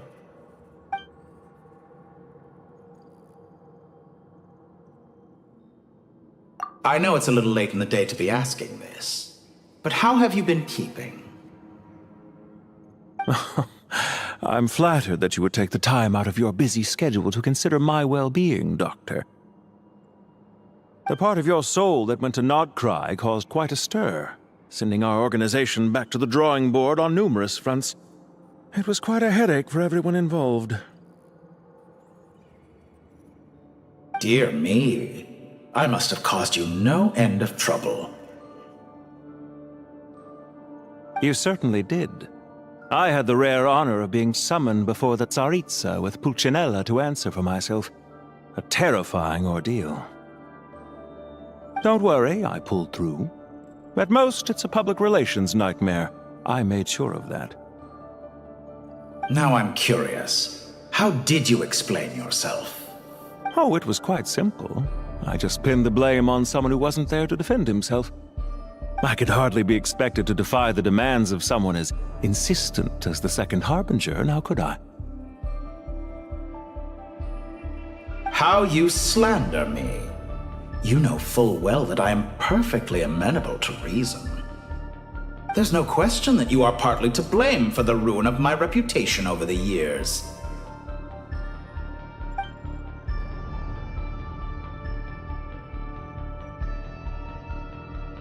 Do you have anything lined up for when this is all over? Hard to say. Fieldwork always takes quite a toll on me, as you know. Once I'm back at Snezhnaya, I'll start with a well-earned cigarette. Why are you so eager to ruin your lungs after I went to the trouble of replacing them for you? If you have an issue with it, feel free to try to stop me.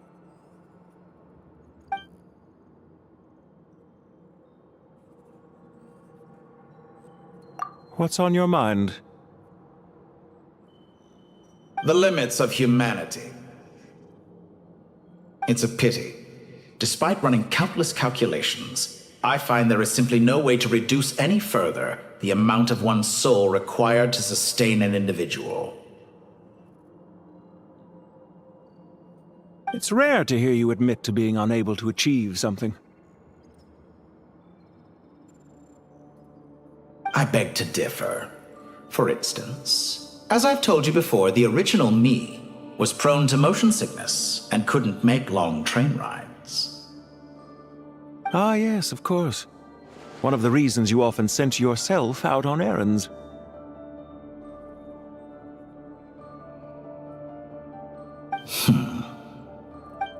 What are you thinking about now? A new experiment. In the event that my soul was depleted, say we extracted my data from someone else's memories, yours for instance, and then combined it with your intact soul as the base material, what would we create?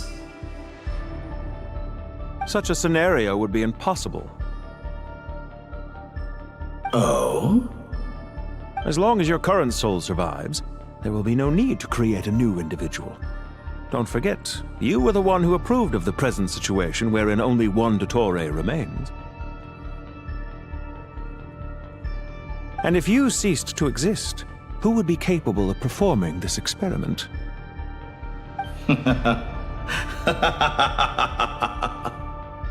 Since the day I met you, you've always excelled at talking your way out of a quandary.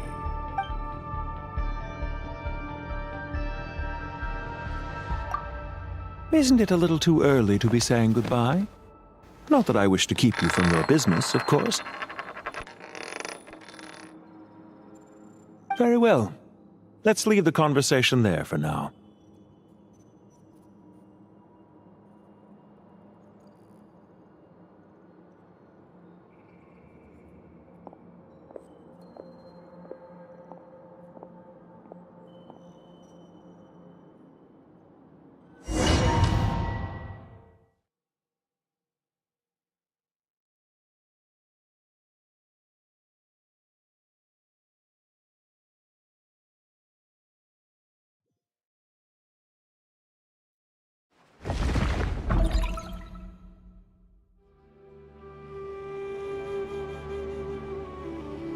The power of King Deshret's 7 pillars is truly remarkable. With just a chessboard, you can move an entire unit across the material plane.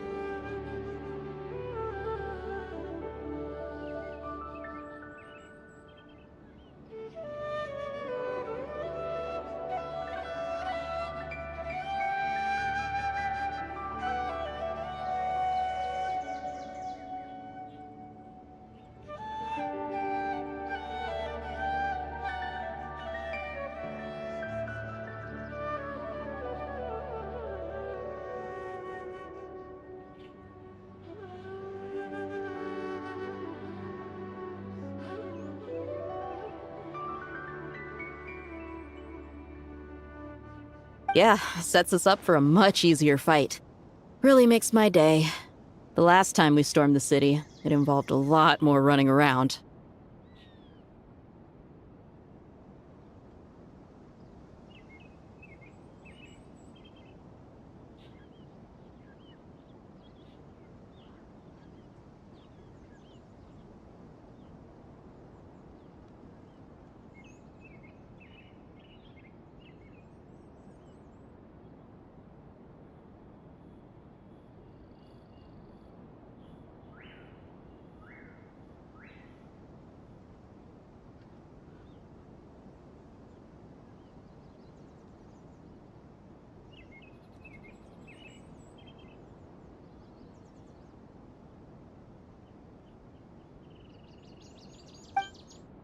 I wonder how many people can say they stormed a city twice in their lifetime.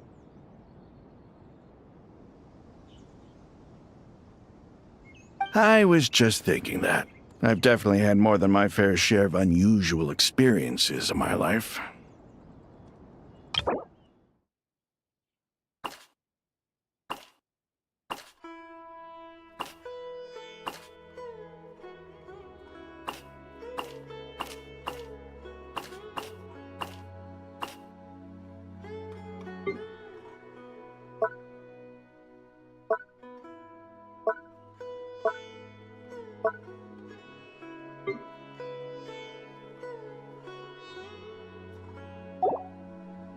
This is my first time here, actually.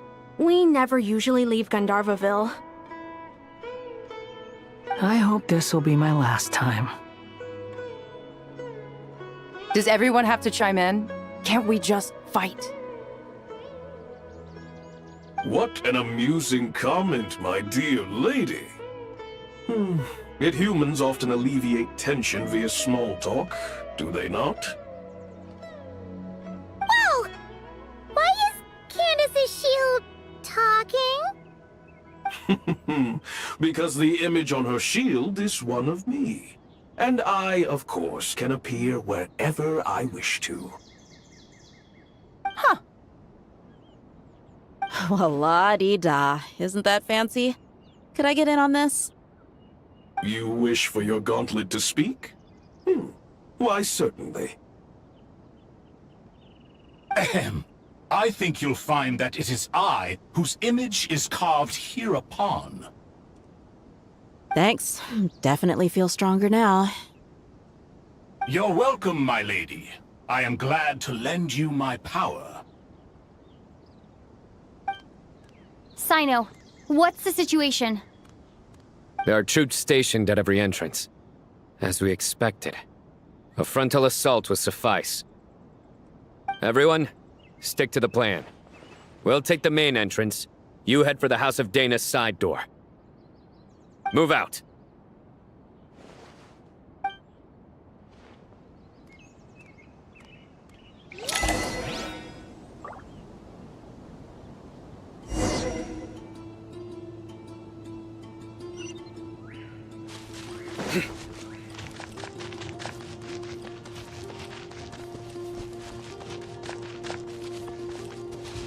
Out of my way! Take this! Watch out! Get lost! Whew. Thank you, Jed. You gotta be more careful. If you're not ready to put your life on the line, you can't be certain of defeating your opponent. She's right. Keep your wits about you, Rana.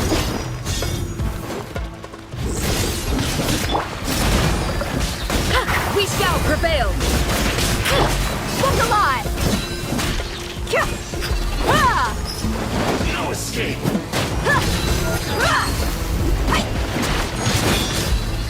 So soon! Can't run from death.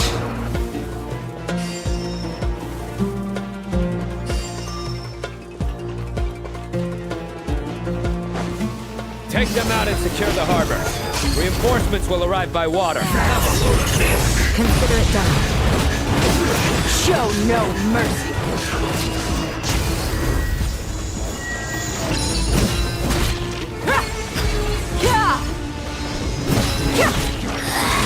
This is Get her, shall we? Come. Let's get it on! That seemed to work. The loneliness of death.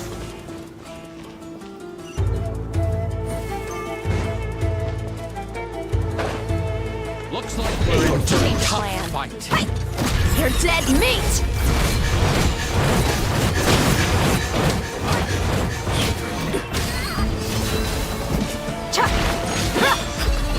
Leaving so soon. Can't run from dead.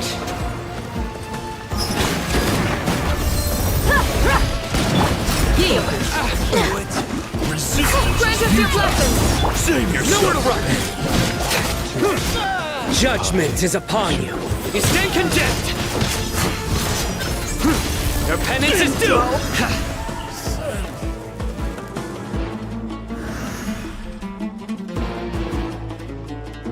Waterway secured. Brothers! Sisters! Perfect. Just in time. Welcome. Once we've linked up, we'll continue the advance. The team has arrived at the north entrance, as planned. Good. Press on.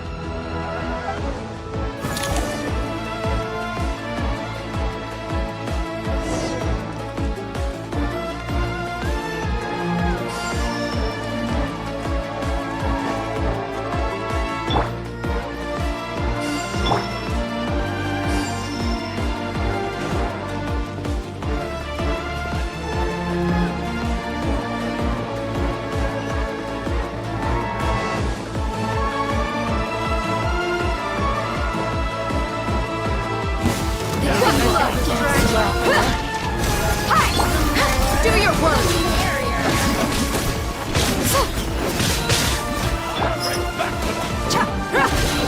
You asked for it!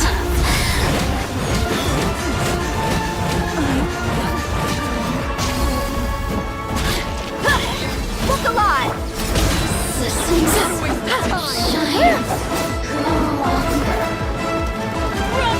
Yield! There's nowhere to hide! We shall prevail!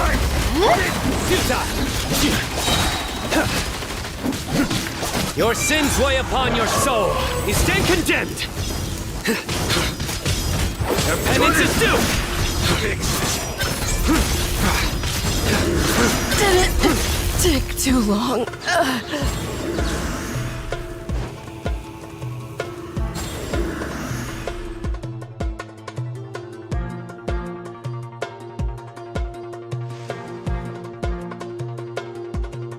Look out! It's an ambush! Finally. We need to hurry. Take the middle road now. Mahamacha Sino, area clear. Don't relax just yet. More Fatui approaching from the right.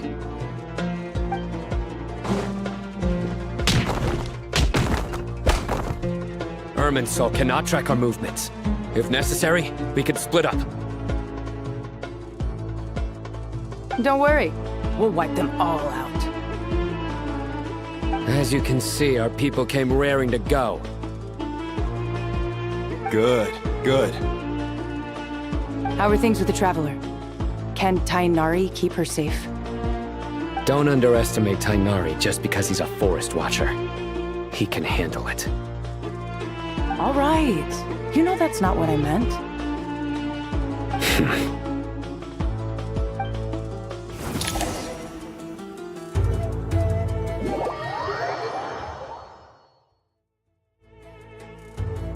Sino and the reinforcements have drawn the Fatui's fire away. It's our turn. By using a cluster leaf of cultivation, we can pass through certain terrain silently. Good luck with that. We'll just fly up there. Huh? Oh, yeah. Paimon forgot she could fly. Ready? Ready.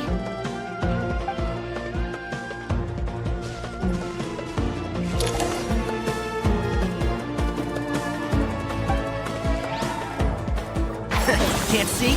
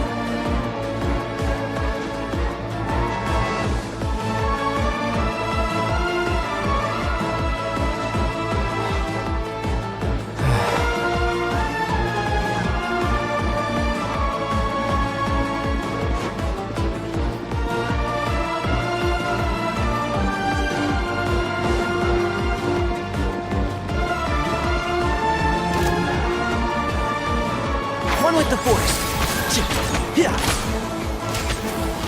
Time's up. This it. Do it. The wind rises.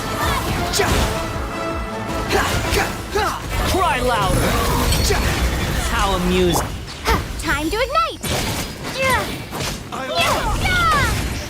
So quiet. Can't see? Jammed.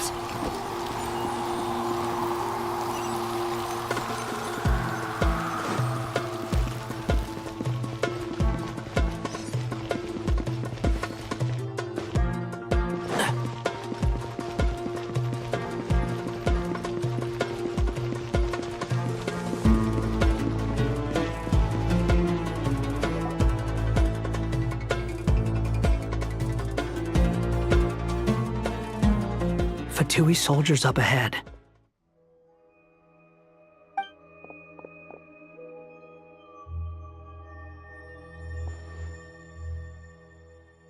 Careful. Prepare for battle. Hey! There's people over there. You have some nerve showing your faces here in the center of Sumeru City.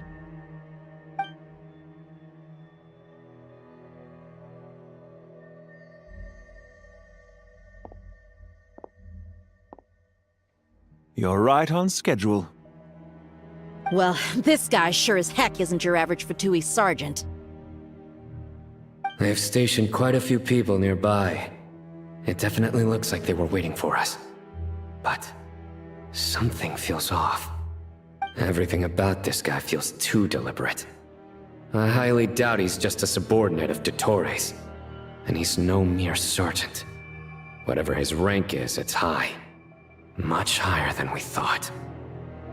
So you've been waiting for us. But it looks like you're geared up for a conversation, rather than a battle.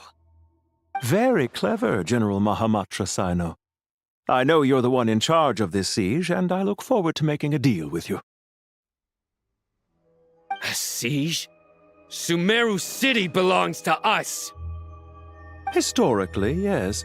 But things can always change. We have quite a sizable force with us, you know. For instance... There's a Fatui ambush at the north gate. Can you handle him? We can for now. Yes, I'm quite sure both sides can hold their ground for the time being. The battle has not yet reached its climax. But what happens next? Do you enjoy watching bloodshed? Surely some of those here are people you count as friends. Once a war begins, some people must die. I doubt you wish that fate upon anyone you know. Wait a second.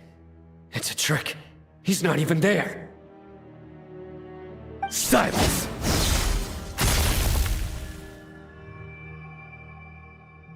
He disappeared. What was that? A ghost? Curses! He was never there to begin with. That was just a shadow projected there to lure us in. Enough talk! Attack! I apologize for being unable to accompany you at this crucial moment, but I am compelled to leave for reasons beyond my control. Please excuse me. Sumeru's General Mahamatra is quite ruthless. It's a good thing I wasn't there in person.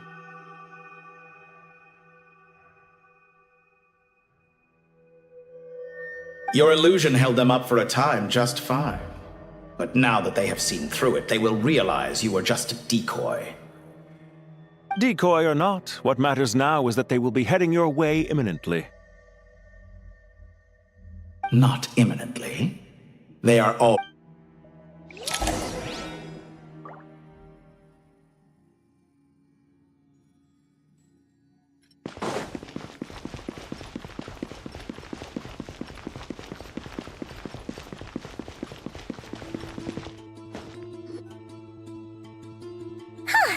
We made it! This is far enough. Tainari, you go help Sino. Don't worry about us. We'll manage from here. Are you sure you don't need me to stand guard? No need. Once the connection is established, we'll disappear from the sanctuary of Surasthana. Go help the others. All right. Goodbye for now, then. Please tread carefully.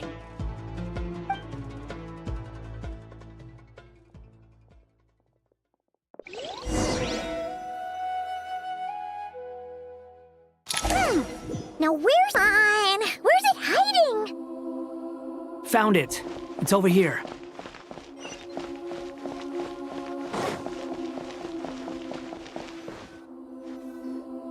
We can connect to the inside of Irminsul through the Sanctuary of Surasthana's built-in security system. You should be pretty familiar with the process. Is it the same route as last time?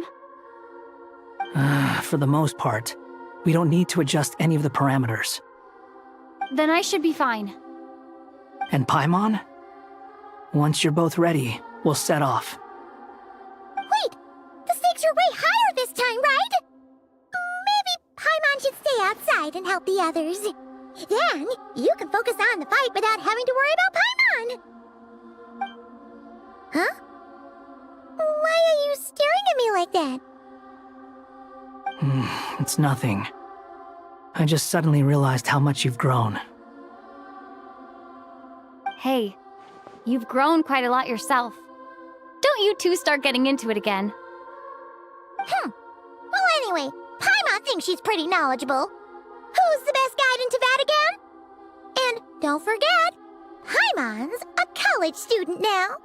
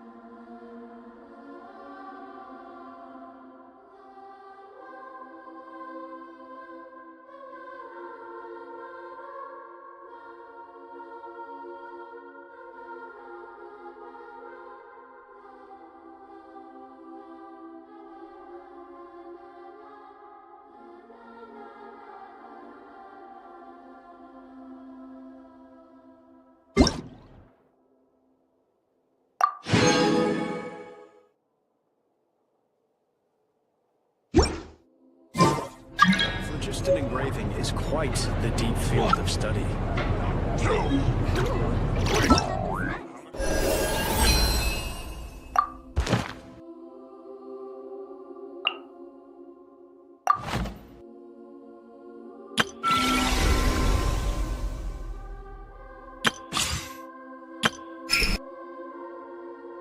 Your service.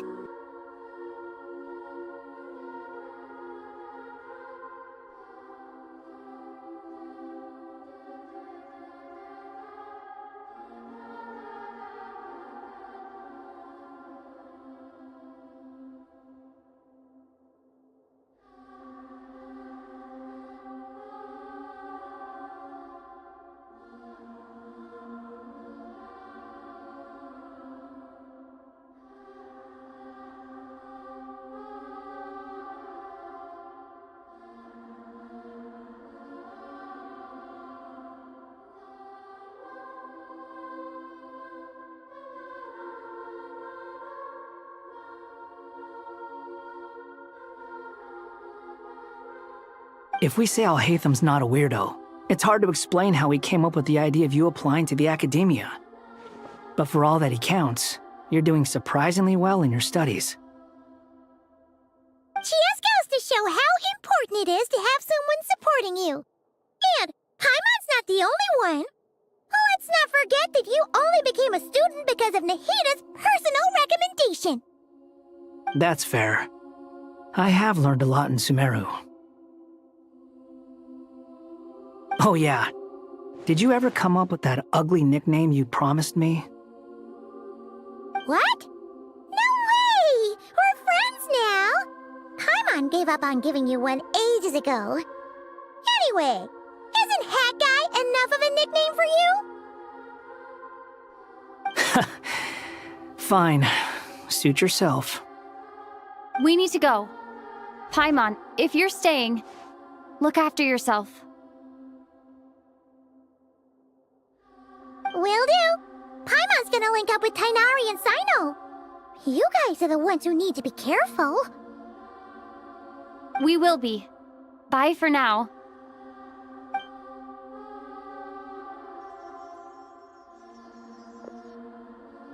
Initiating connection.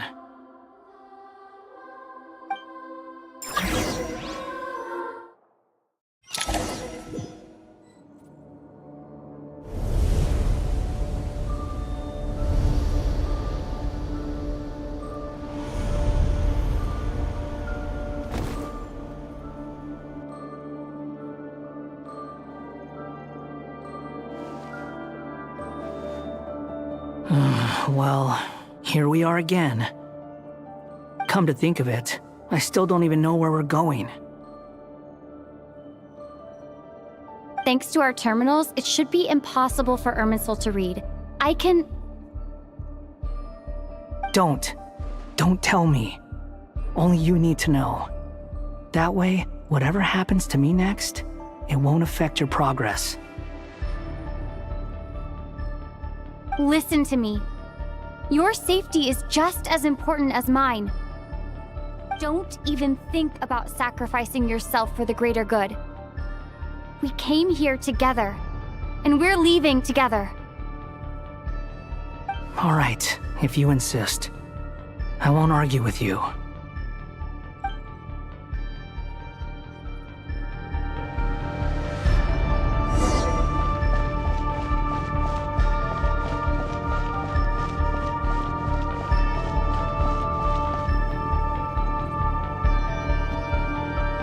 This place looks so different from how I remember. It's unrecognizable. It's a complete mess, like someone's turned the place upside down. Must be Dottore's doing. Either he's searching for some information he needs, or... It's still changing. He has to know we've entered Irminsul. But luckily for us, he can't pinpoint our location. Be on your guard. Don't let him find us. The red parts have probably been corrupted by Dottore's power. Don't touch them, or you might alert him.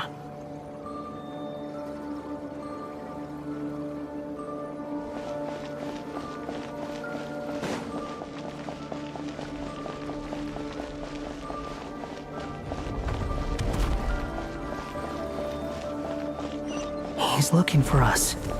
Tread carefully. That wall could be a problem. Fortunately, it looks breakable. Give it a shot.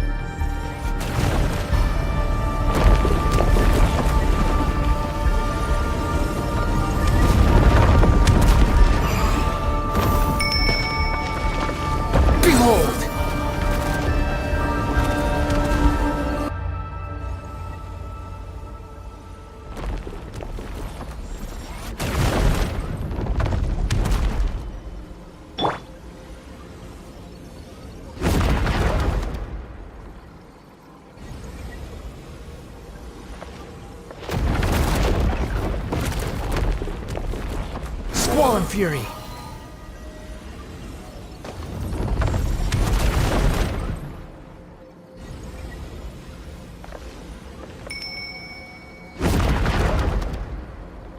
Behold!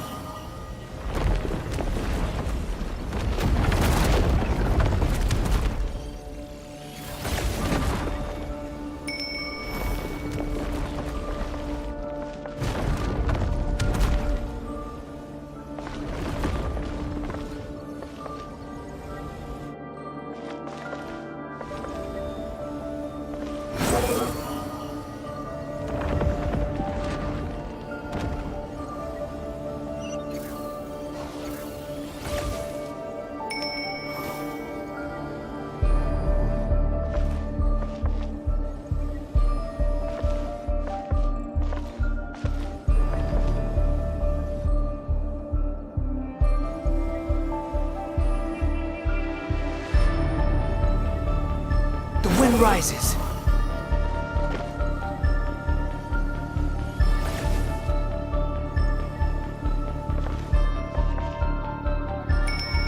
Behold!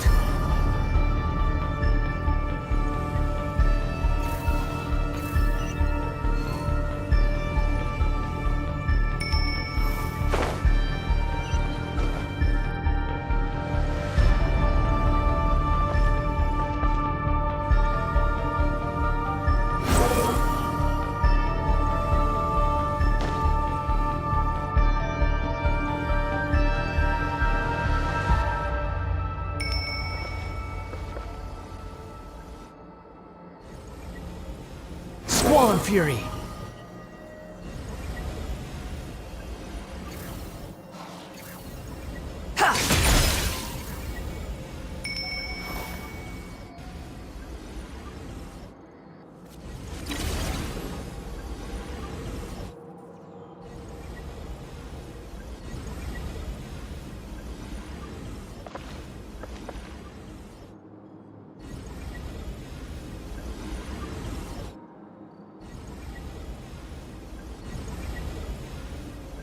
Behold!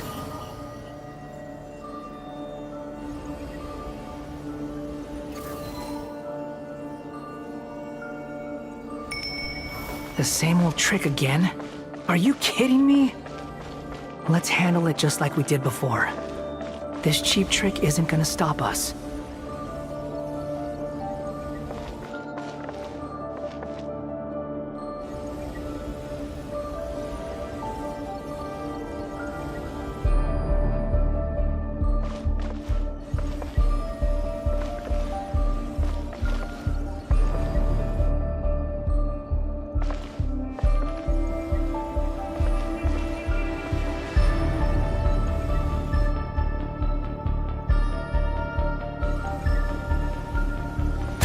Fury.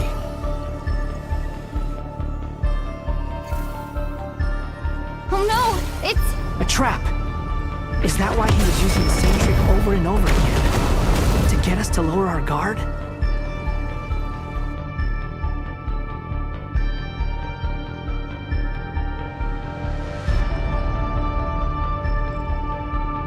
I'm trapped!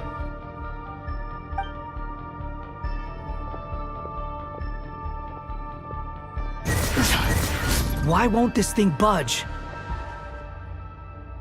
Hello? Hello? Can you hear me? Nicole? Is that you? Yes, it's me. I'm monitoring your progress from inside the Eternal Oasis, and I have to say, this terminal is simply marvelous. It makes tracking you so much easier. I couldn't see anything at first, but now that you two are inside, I can use your location with support from the terminals to get a partial view of the situation inside Irminsul. It's not the clearest image, but it's better than not being able to help at all. So, here I am. I can't intervene directly, but I can help to guide you out of the jam you're currently in. So please, just follow my lead. Dottore in his current form is a blight upon both Irminsul and the ley lines. Pay attention to your surroundings. There must be sources of his contamination nearby. The corrupted information is his means of manipulating the environment. You must destroy them. Is that one of them? Precisely. Take it out. Good work. But we're not done yet. Stay close, and let's see if we can find any others like it nearby.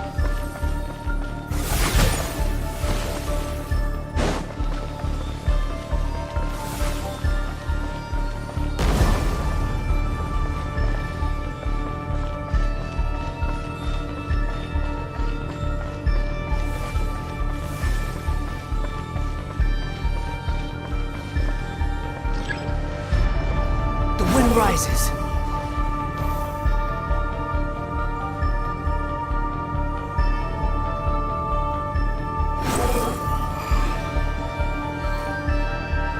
This must be another one. Agreed. Now... Oh, wait! Watch out! It's the Torre. I think he's found us. Squall and Fury.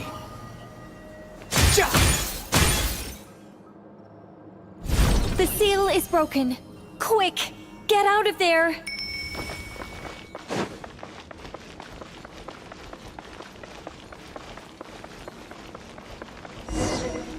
And where exactly do you think you can run to? Wait! What is that? Pursuers! That's gotta be it! Run! Don't let that thing touch you.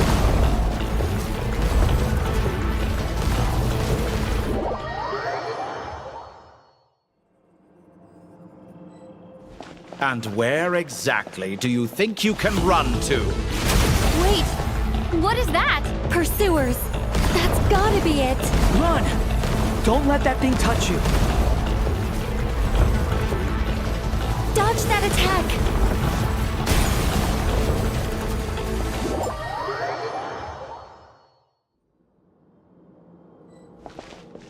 And where exactly do you think you can run to?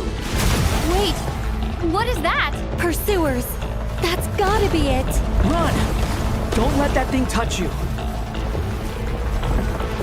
Dodge that attack!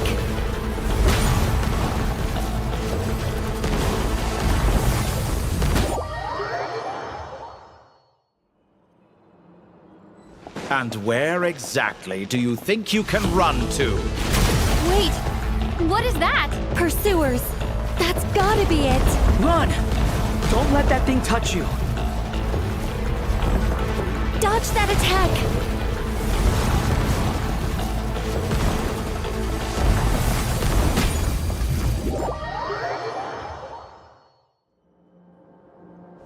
And where exactly do you think you can run to?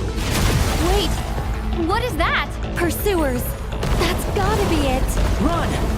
Don't let that thing touch you. Dodge that attack!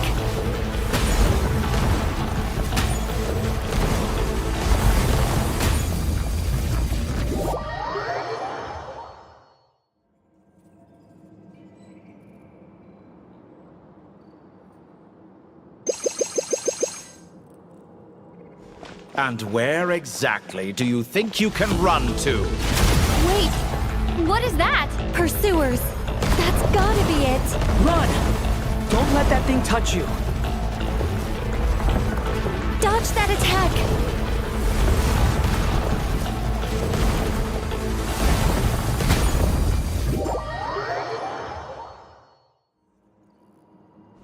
And where exactly do you think you can run to? Wait! What is that? Pursuers! That's gotta be it! Run! Don't let that thing touch you. Dodge that attack!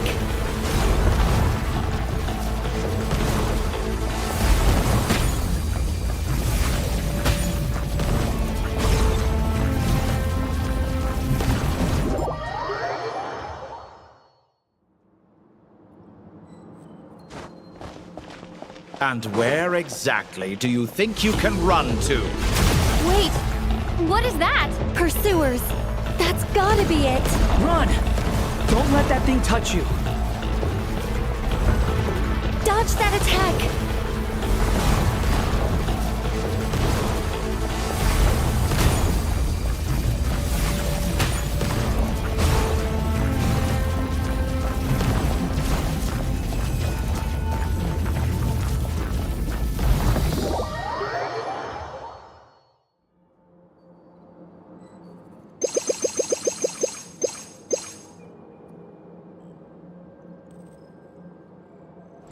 And where exactly do you think you can run to? Wait! What is that? Pursuers! That's gotta be it! Run! Don't let that thing touch you. Dodge that attack!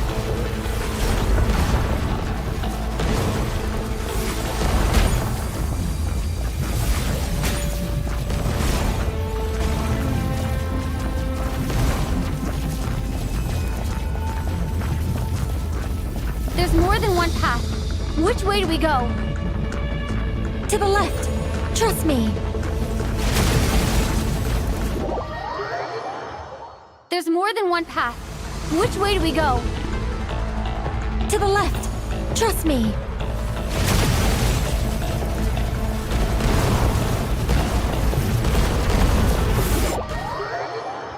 There's more than one path. Which way do we go? To the left! Trust me!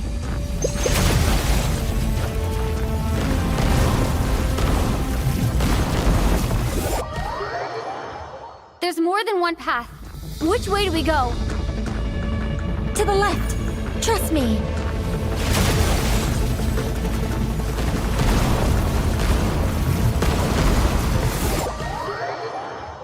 There's more than one path. Which way do we go? To the left! Trust me!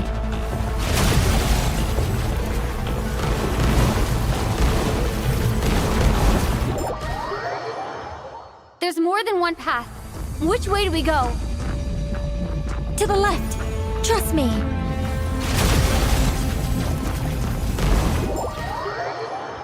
There's more than one path. Which way do we go? To the left! Trust me!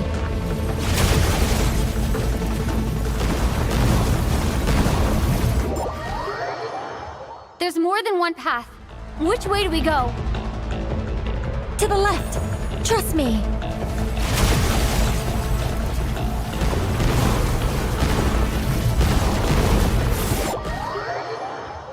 There's more than one path. Which way do we go? To the left! Trust me!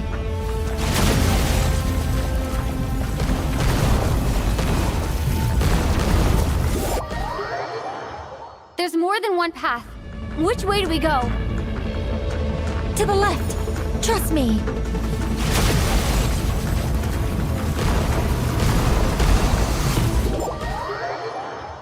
There's more than one path. Which way do we go? To the left! Trust me!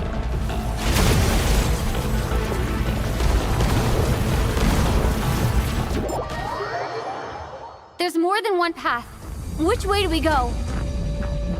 To the left! Trust me!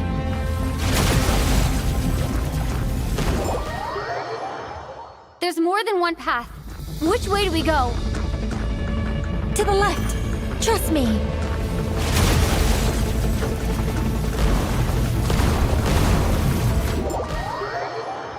There's more than one path. Which way do we go? To the left! Trust me!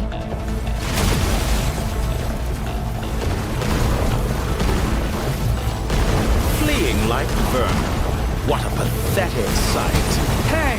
Watch yourselves! Stay focused! There's a cliff ahead! Jump!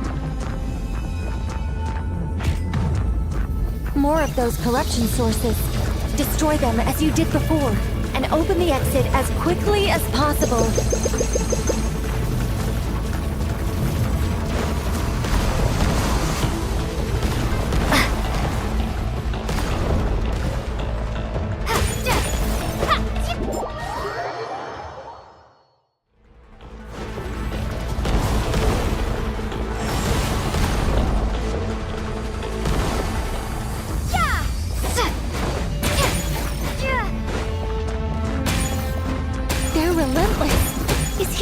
wear us down?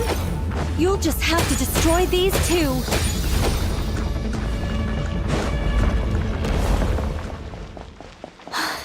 I think the pursuit is over. Hard to say. Stay alert.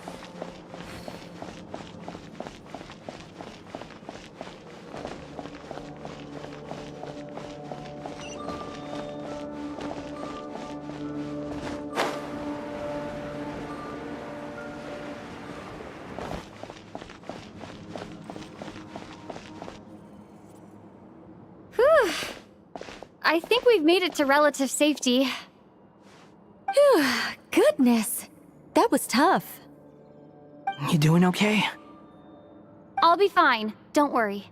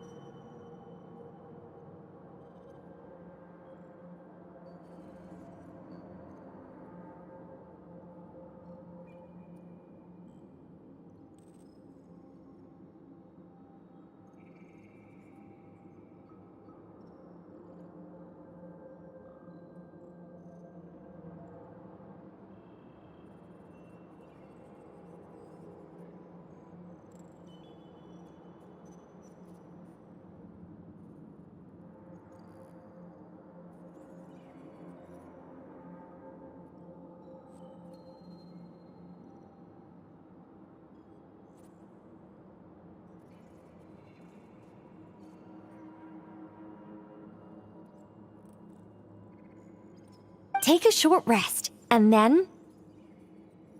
Nicole? Nicole! The connection's been cut. But that means... Look at you supporting one another. How very touching.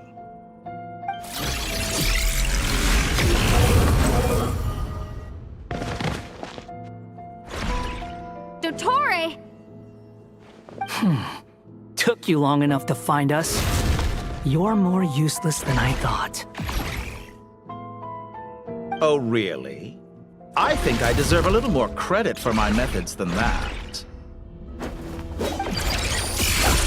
Rather than hunting you down, I chose to let you roam free.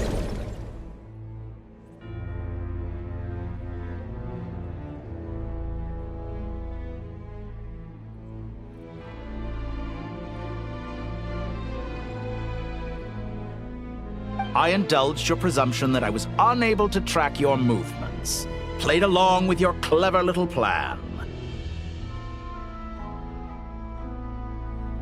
Fleeing is for animals, but I rather enjoy watching you flee.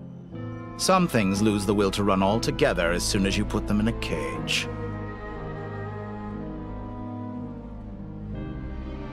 If that's true, then why did you come looking for us? Because I wanted to observe you up close, of course. Don't misunderstand me, I'm not here for a fight. Is it so unusual that I wish to greet my old acquaintances in person? After all, it's been a while. Scaramouche.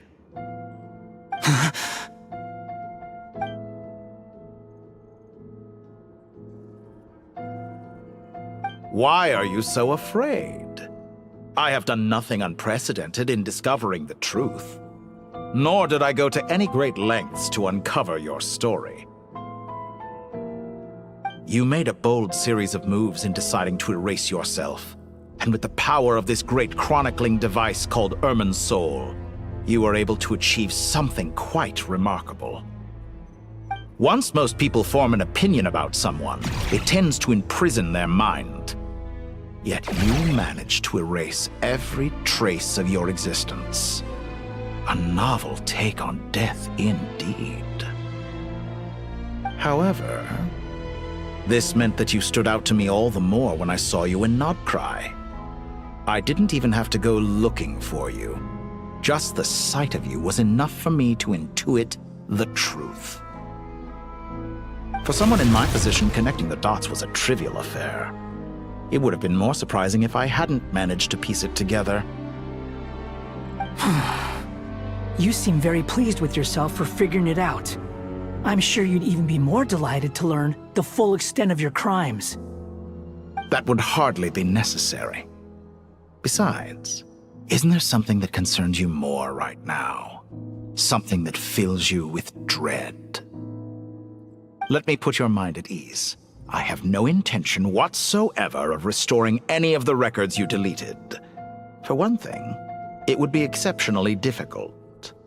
But I doubt that the prospect of losing your current life is all that frightening to you. Because in your case...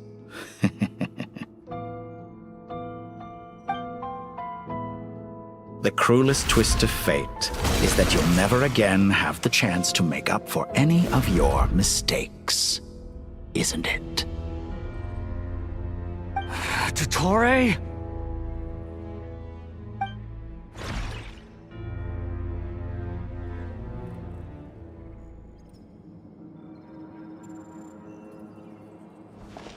All here shall bend to my will.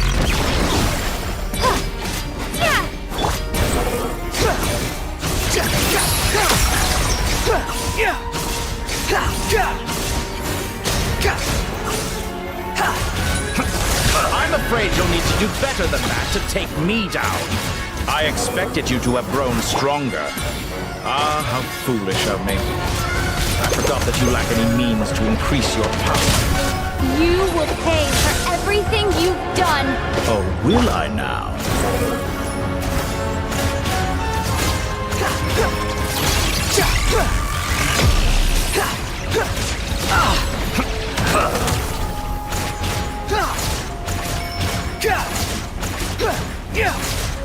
Behold!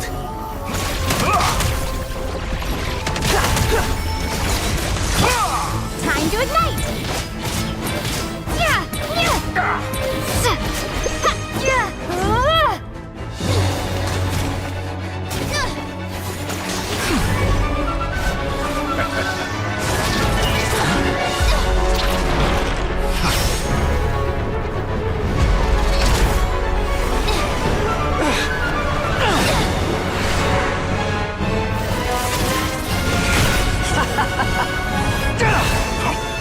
Does the prospect of death amuse you? I could ask you the same question! I'll distract Dottore. You focus on the mission. Got it.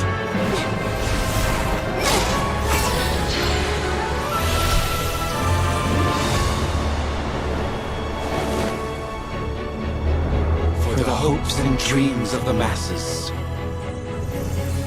Open the secret door on this enchanting night. May wisdom's light eradicate ignorance and darkness, and hereby fulfill our ancient vow. Commence data extraction.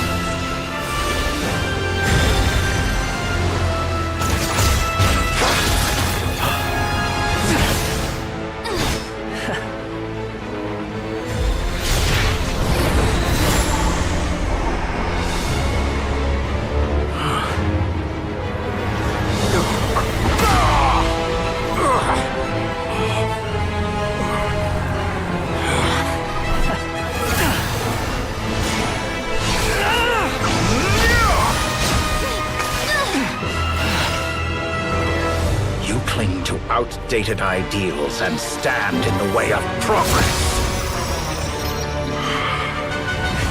You will pay for interfering with the grandest experiment of all time.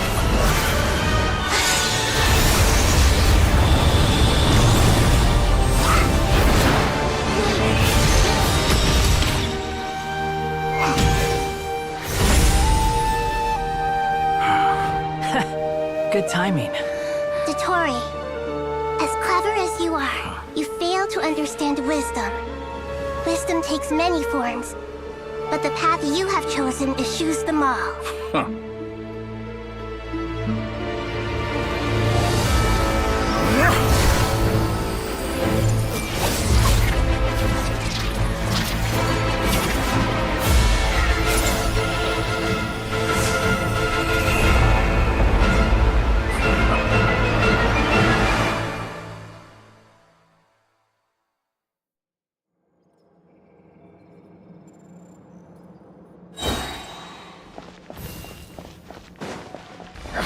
My strength is fading!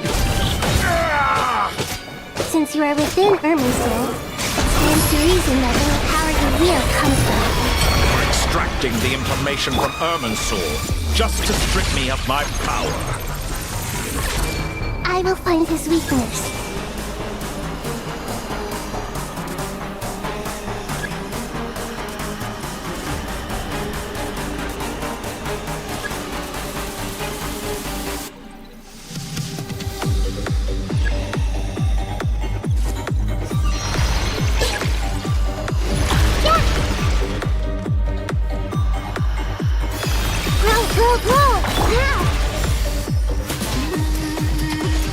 I admire your attempt to introduce a new variable, but it's nowhere near enough!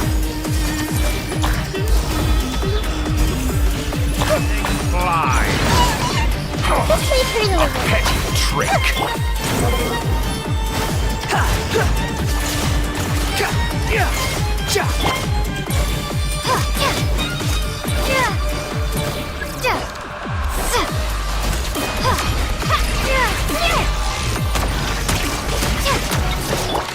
Everyone hold hands!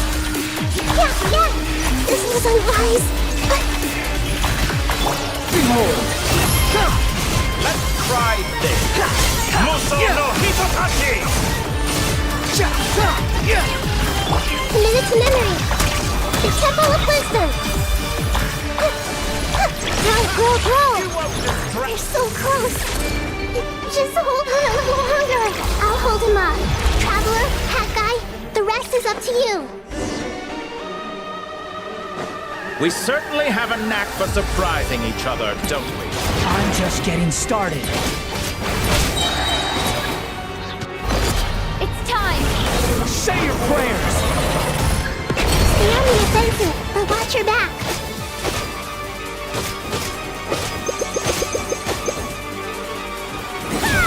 Time to ignite! It's time! Say your prayers!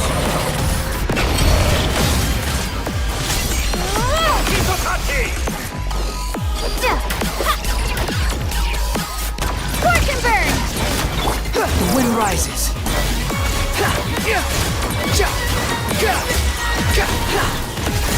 Squall!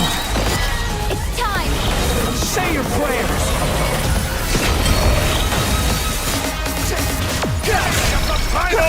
You're dead!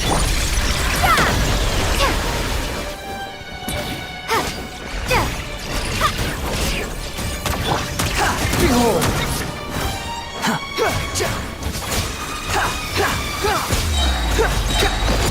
It's time! Say your prayers!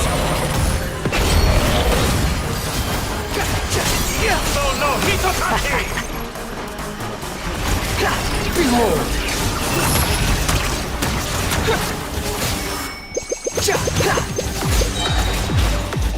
Finally! Time for you to die! Excited? Time for me to die? How could I search this place if death were something I feared? The last gasp struggle of a dying man is a pretty pathetic sight. It's time! Say your prayers!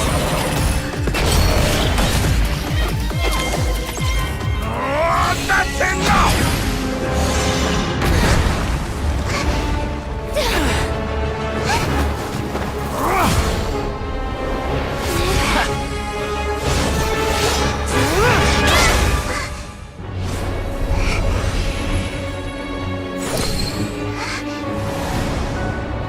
It's all yours. Do with it as you see fit.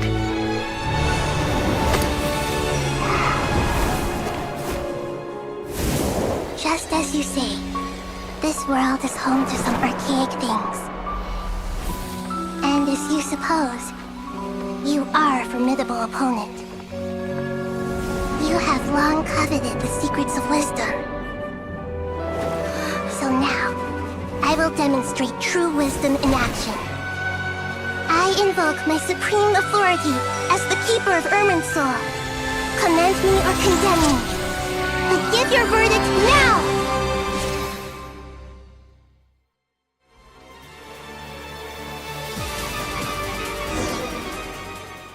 Blessed One of Wisdom, Mahakusaladhama, are you certain that you wish to exercise your authority to destroy Irminsul?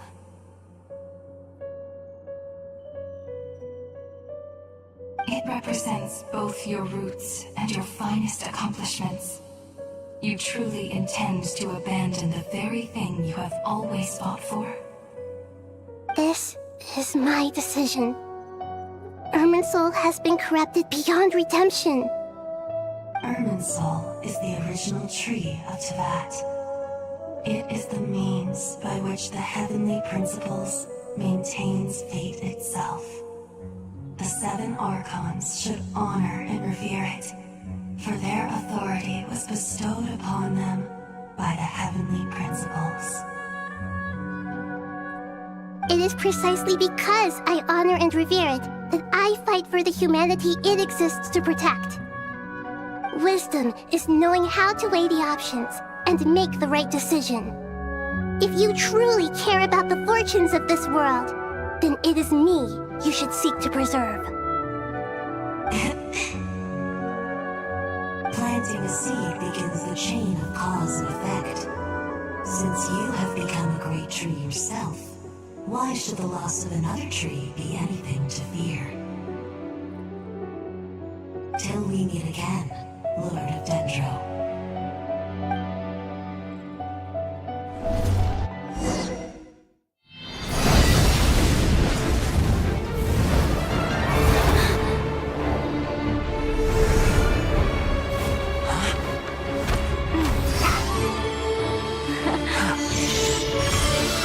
The first flame.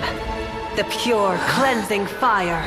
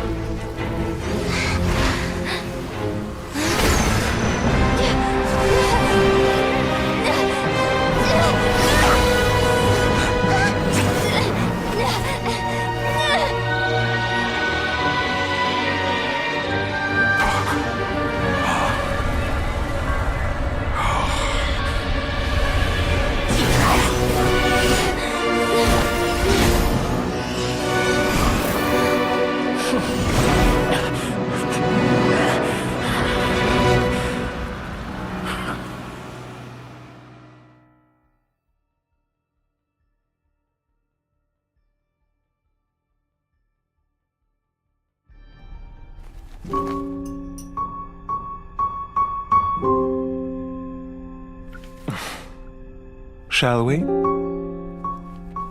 Where were we? I was suggesting that you needn't perform when signing a contract.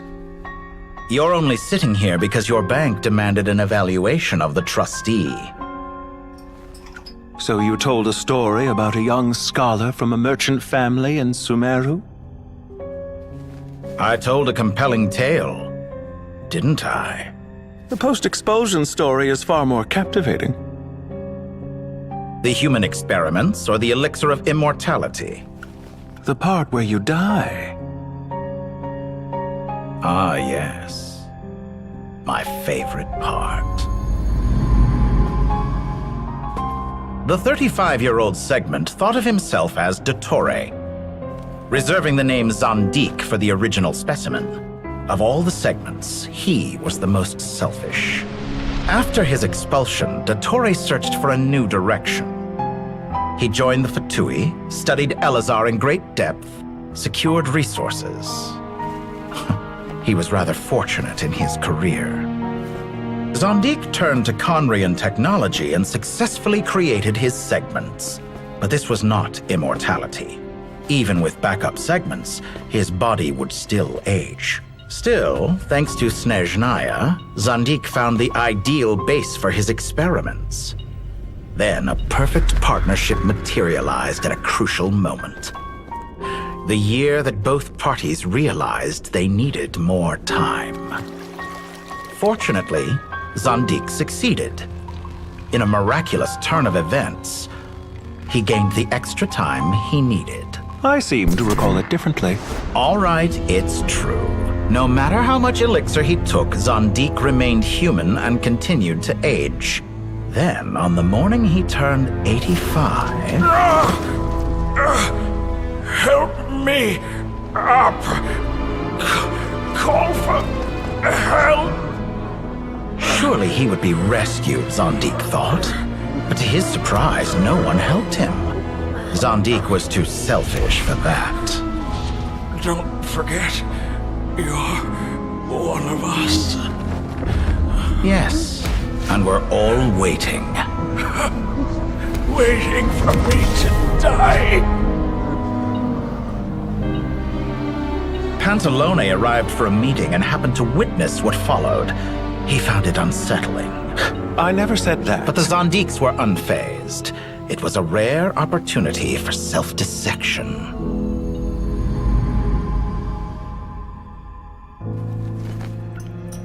What does all that have to do with you depositing your data at Northland Bank? It has made me cherish my time in this world all the more. Fair enough. So you do have a sense of self-preservation.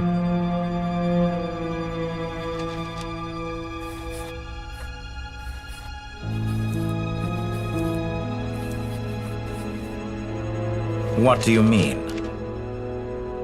You're hardly normal, and you don't cherish life. You just don't want to admit defeat in the limited time you have. Even so, don't I deserve an interesting ending? I'm counting on it.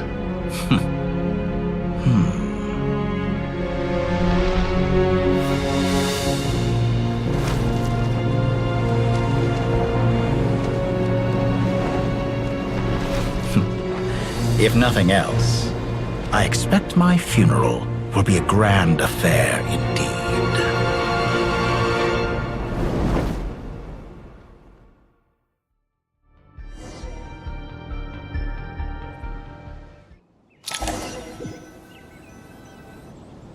What a magnificent fire. In Snezhnaya, we light fires to ward off the cold. Fire, it seems, is antithetical to ideas such as cold, frozen, and unchanging.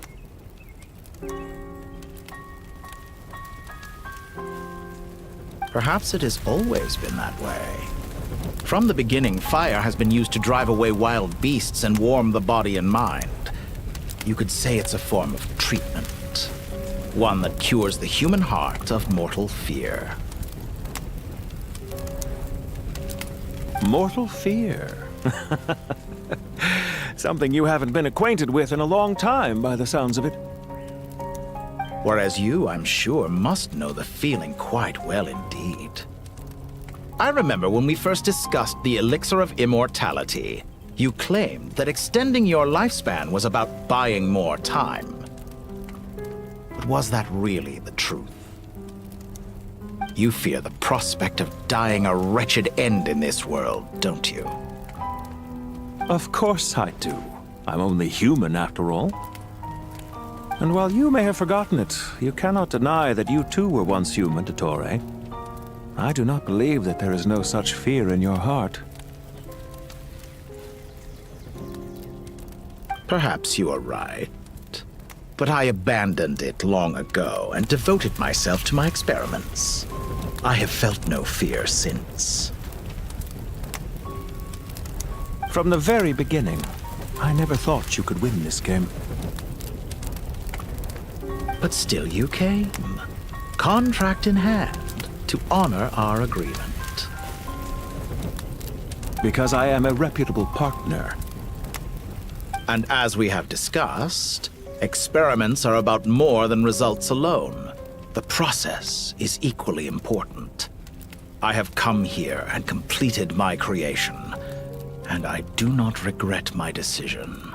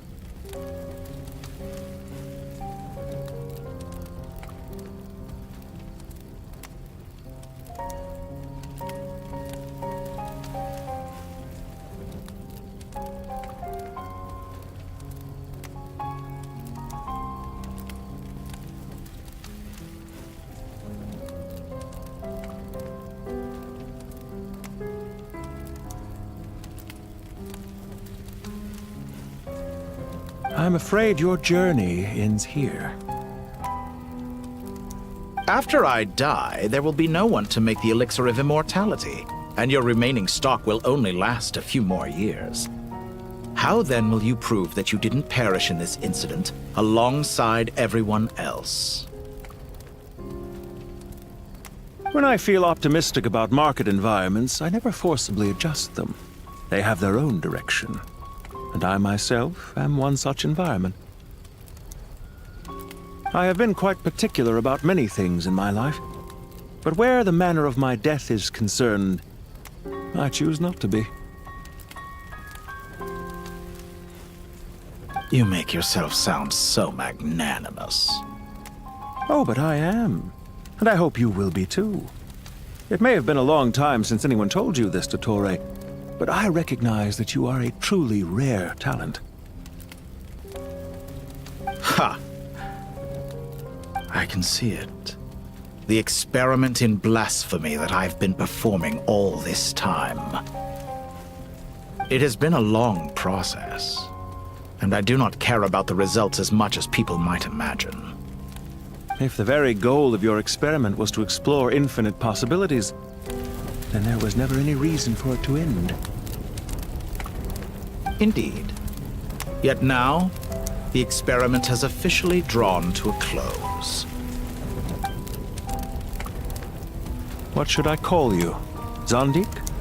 Or do you prefer Dottore? Suit yourself.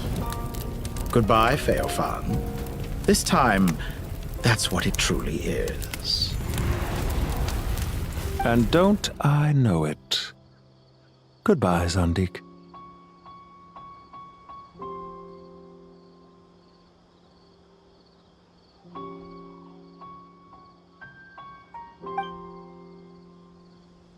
I could have carried out many more experiments, but to me, Lord of Dendro, this outcome is certainly not the worst. I believe you. But unfortunately, this is where it all ends for you.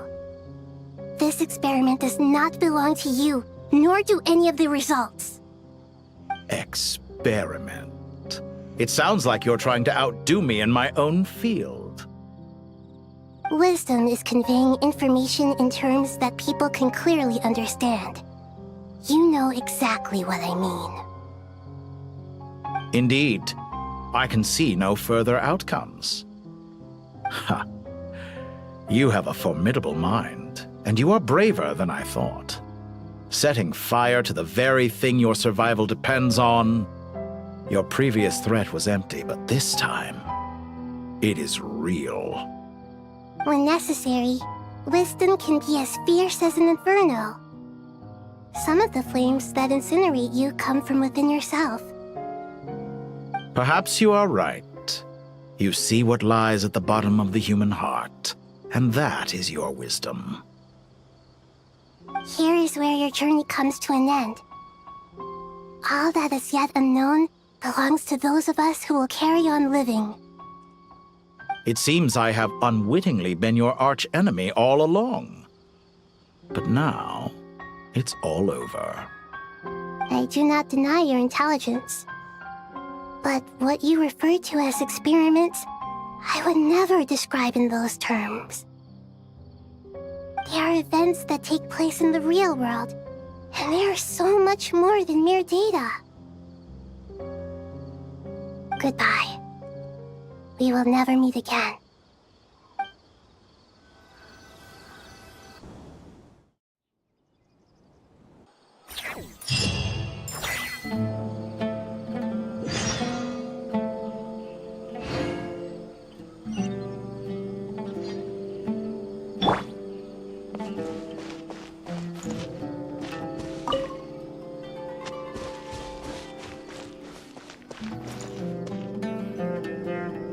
Well, that's the last of them. Everyone on the list is already back where they should be. It was a long, hard road, but we finally finished escorting everyone back. I just pray that we'll never need to leave again. I hope we can stay here forever in this peaceful paradise of our own choosing. Paradise. in the annals of the Temple of Silence. That word carries great significance. It represents the hopes and desires of the gods. I wouldn't think gods need such a place. People always think they're the only ones who can lose their homes. They forget that gods too need a place to reside. As the Goat King once said, "A god without his people shall cease to exist." Gods need their believers every bit as much as their believers need them. Only we can truly understand how much the desert faith has faded over the centuries. But we still talk about the gods as though they're part of our lives. Given the myriad ways in which gods and humans interact, I'd say they really are. How else could Dunyarzad consider the Dendro Archon a friend? Well, that sounds about right to me. Describing them as friends sure makes us feel a whole lot closer. If you told me a few years back that I'd have this many friends, I'd have called you a liar. Belief is a choice, just like friendship. We've made our choices through battle. The right ones, wouldn't you say? I'll be heading back to the Temple of Silence. I heard the Goat King and the Ibis King decided to pay us a visit. How about you? It's back to Aru Village for us. Still plenty of supplies to distribute and people to help. Until next time, old friend. As long as you can find the time, you're always welcome to visit us in Aru Village. Right back at you. Make sure to drop by the Temple of Silence the next time you're free. Word is that 2 of the other 7 pillars, Shezapang and Bennu, might also be dropping by. Since you're wearing the symbols of their power, it'd only be fitting if you came to see them for yourselves. Dropping by? That makes it sound like they're visiting a neighbor's home. Well, the temple was founded by Hermanubis, so I guess to them, that's exactly what it is. Guess that's true. All right. We'll make sure to find time to stop by. Stay safe on your journey home. I will.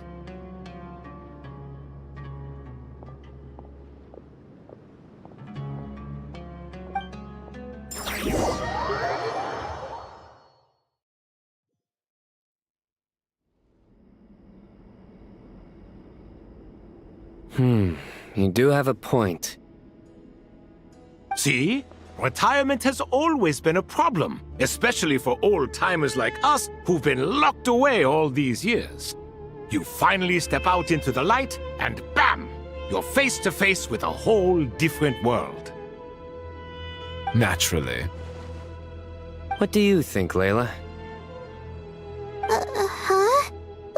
Why would you think to ask me? How could I possibly be qualified to decide where the servants of King Deshret should live? Sorry if my question was unclear. Do you think their statues will stand out too much if we place them here?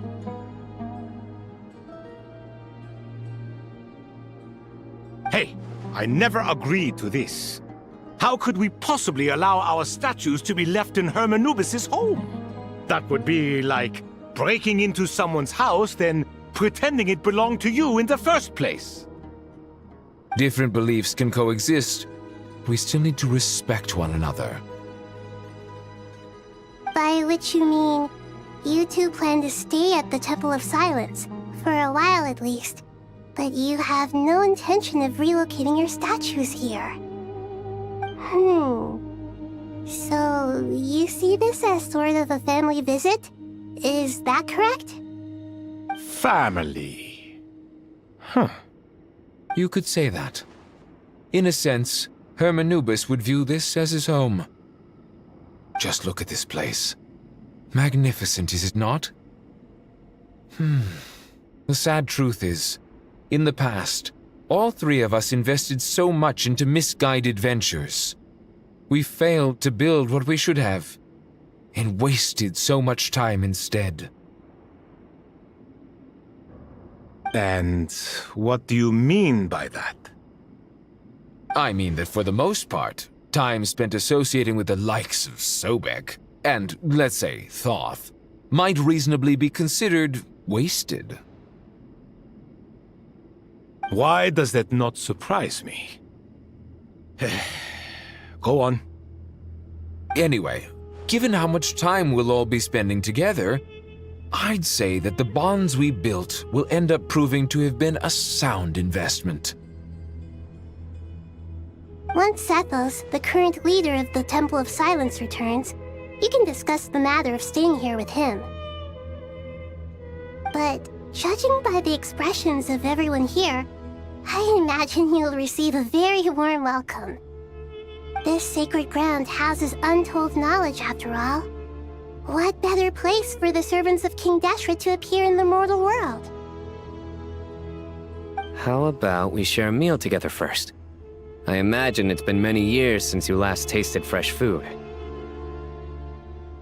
Oh, that sounds wonderful! After so many hundreds of years, I can only surmise that desert cuisine has become a lot more varied. Are we having a get-together? If you'd like, I can help prepare some food. After all, Lord Thoth, you helped me so much in the desert, and I still haven't properly thanked you. Oh, my, that would be wonderful.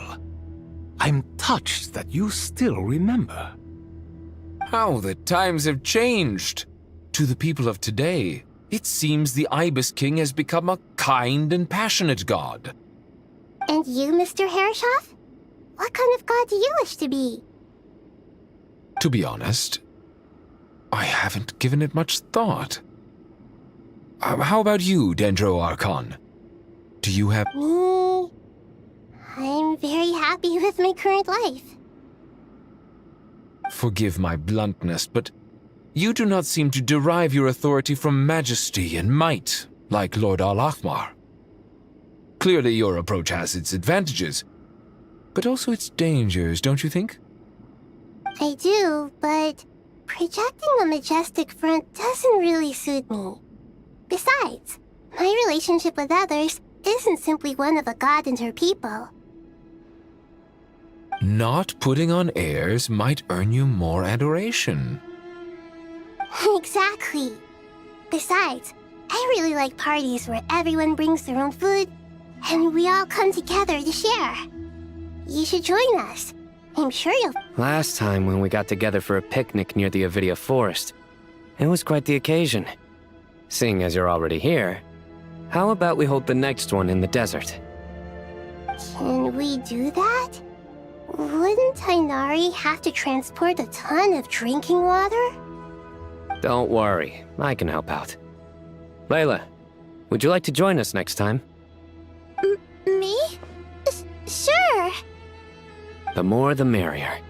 That way we... Don't take this the wrong way. I just think you should know. When it comes to passing the time, chess is more our thing. In that case, Dendro Archon, what do you say? If I were to compete against you, I can't say with certainty I'd win, but I certainly wouldn't mind giving it a shot. Where's Sobek? I'm sure he'd be good for a few rounds. Cards, cards, cards! I'll always prefer chess. I wonder what variant of chess we're talking here. Mr. Thoth, is there some sort of astrological significance to this game? Oh, I'm glad you brought that up. As long as the leader of the Temple of Silence agrees, we can search Hermanubis' place for books to teach you how to play.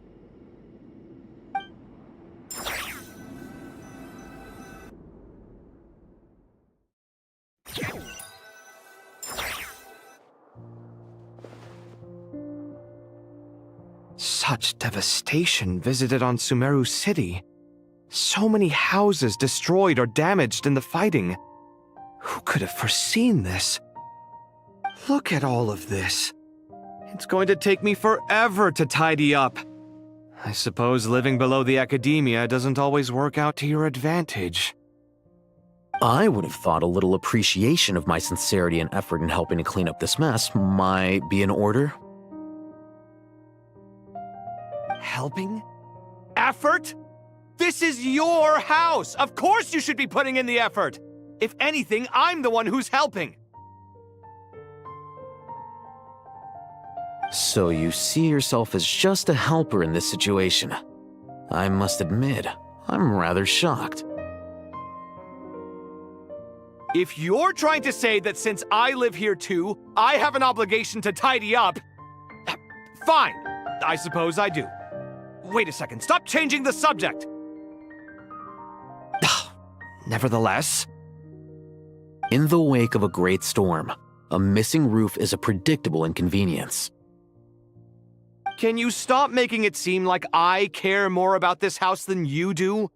Doesn't it upset you at all to see your home in this state? I won't pretend it's ideal, but that's no reason to be upset. This is the roof over your head, your shelter from the cold.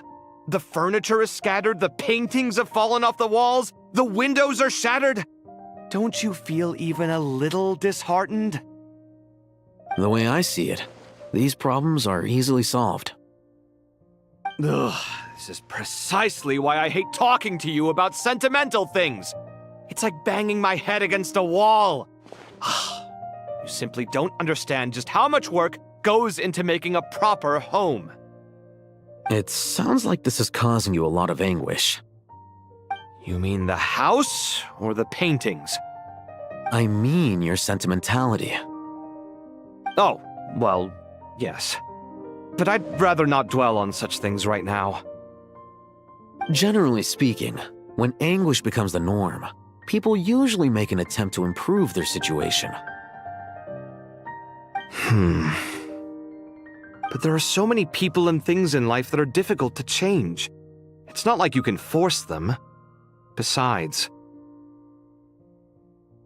anguish can be a source of inspiration, and I'm not sure I could break my reliance on it.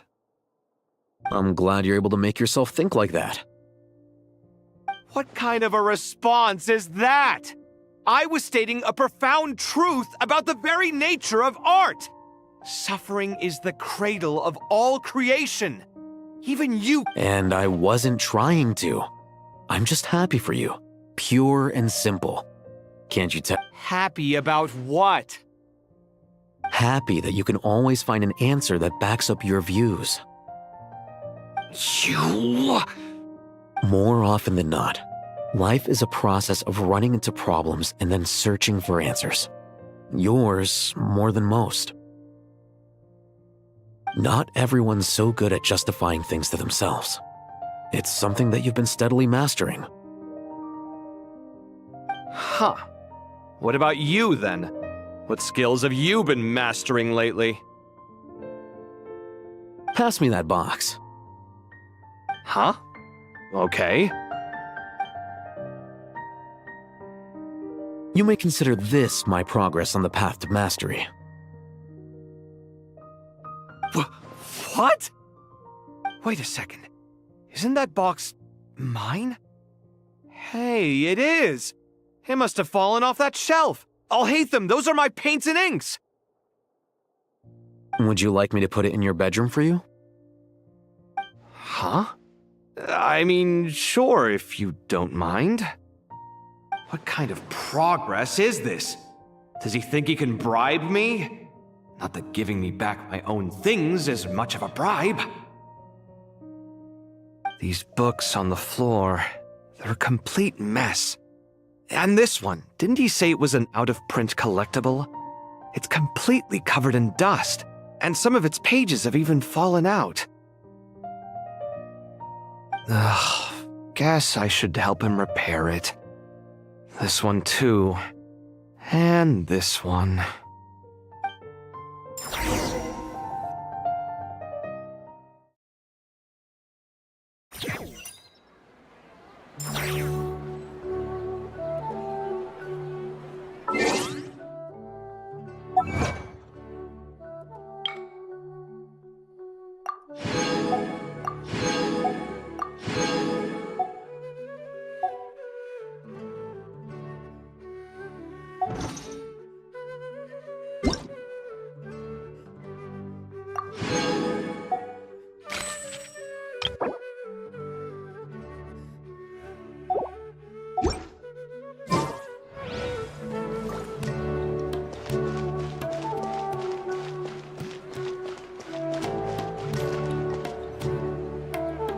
magical subterbeasts, imported goods, such a bright future ahead.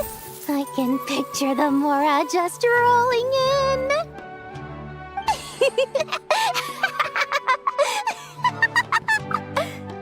You do realize you sound like a choking cow?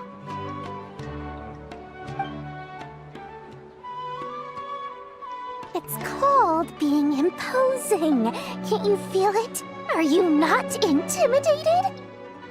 Oh, I'm positively shaking in my sandals. What commands do you have for me, oh mighty Lord Sangamabe? You've got a lot of nerve, Nefer. You went and told Candace and the others everything, didn't you? Seriously, do you have any idea how differently they see me now? Surely that's a good thing. I presume they're more disposed to actually like you now, maybe even view you as a friend.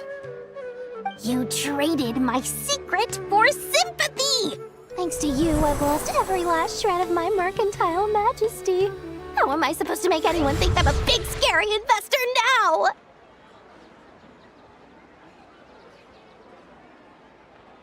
The dark days of Lord Sangamabe are behind you. Why not take this chance to make a few honest friends? Speaking of friends, since when did the notorious Lady Nefer gain such an admiration for holier-than-thou types? A moon chanter here, an angel there? Who'd have thought it? A coming together of fates, nothing more. No need to throw around accusations of admiration. Forget it. You're right about one thing at least. Making friends is never a bad thing for a merchant.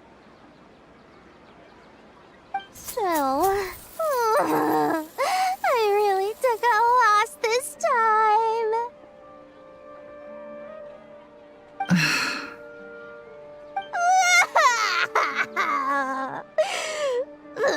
What are you looking at? I'm trying to see if you're really crying or if those are just crocodile tears. A little birdie told me that when Lord Sangamabe makes money, the tears flow from the center of her eyes. But when she loses it, they flow from the corners. Which is it this time? Ugh, you are so annoying. I'm not talking to you anymore. Nefer, thank goodness you're here. I've been looking everywhere for you. Huh? Well. If it isn't the House of Dana's very own librarian. What can I offer you today, Miss Katayun? Oh, no. I'm not here to buy. I'm here to bring Lady Nefer a book, and a fascinating one at that. We agreed to meet at the entrance to the mausoleum of King Deshret. One more thing. I bought this copy with my own money. It's not borrowed.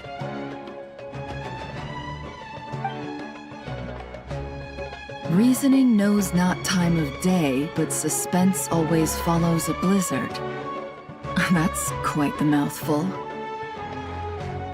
Huh? Isn't that the one that... It was all the rage for a while. People throughout the city were clamoring to get their hands on a copy. The names inside were all circled. Everyone thought it was a riddle.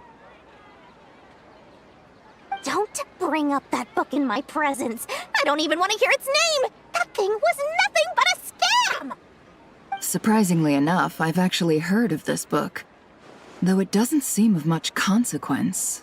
So, what truth lies behind it? You're from the Vahumana and you're asking me what the truth is? I'd say the actual truth was about the least important part of the whole episode. I brought you this book because it probably has the most interesting backstory of any in the House of Dana's collection, at least in recent years. As for its quality, well, you can judge that for yourself. Don't tell me it's actually any good. You may not know this, Lord Sangamabe, but Lady Nefer has a fondness for books with... how should I put this? Mixed reviews? No eye for good literature, huh? Perhaps she feels that bad books hide interesting secrets? But I shouldn't put words in her mouth. It's probably fair to say she prefers the conversations that books can spark over the substance of the books themselves. Suits my style as an intel broker, wouldn't you say?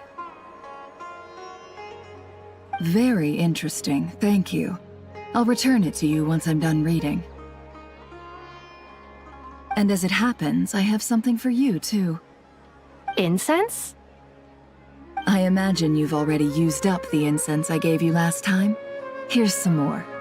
This batch is from Nodcry, so the scent won't be quite the same. Well, actually, I've been saving the incense you gave me.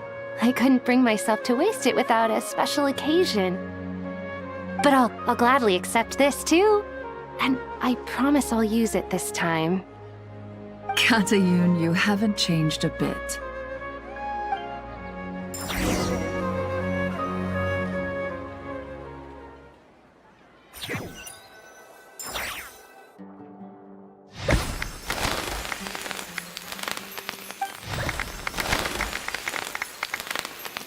Congratulations, Kale. Well done, Kale. After studying for so long, you've finally become a full-fledged ranger. Sure hasn't been easy for you, huh? This really is fantastic news. All grown up. No longer a trainee, but an official forest ranger. Oh, the next step is to secure tenure in the academia. Thanks, everyone. It's true. I'm an official forest ranger now. Master Tainari, thank you for your guidance and support. I wish Mr. Sino were here so I could thank him too. Sino had a matter to attend to at the Temple of Silence. I don't imagine he'll be back for some time. But don't worry, we can celebrate together once he's finished. I'm afraid the party will have to wait. Kale still has some matters to attend to first. Kale? Is everything all right? No, it's not what you think. There's nothing wrong with my health. I just have a few things I need to deal with. I've made plans with the Traveler and Paimon to visit Mondstadt. Master Tainari and Mr. Sino will be accompanying us too. Well, that's a relief. Let's get together when everyone's back. I'm sure you'll be doing even better by then. Of course. I have a feeling you're right.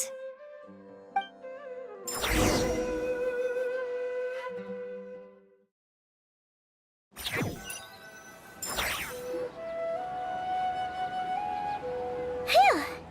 After all that catching up on sleep and food, Paimon's feeling full of vim and vigor again. For someone who spends so much time resting, your recovery routine is surprisingly simple. Hey! Paimon's been working her butt off too, you know. She flew all over the city helping everyone out. Don't worry. I saw how hard you worked. Alright, we all know you're the most hardworking person in Teyvat. As long as you're rested and full, that's what really matters. Paimon's been looking around the place, and it seems like the city's already on the mend. But Paimon's been wondering how Nahida's doing. We should check it.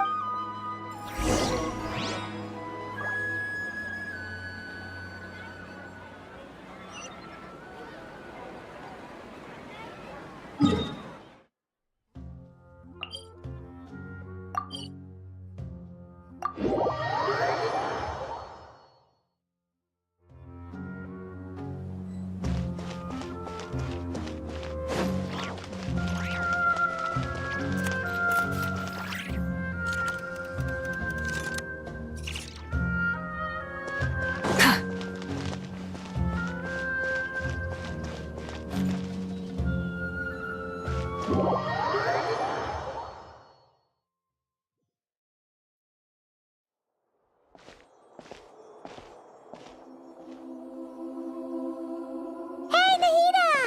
And Hat Guy's here too!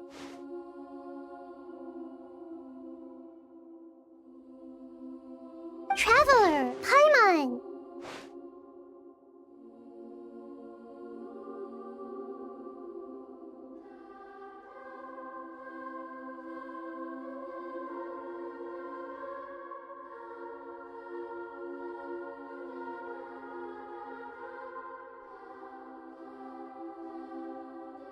what's going on here? Nothing much. Nahida was just expressing concern for my physical and mental well-being. Oh, the Traveler told Paimon all about that. We've both been very worried about you. Are you feeling alright?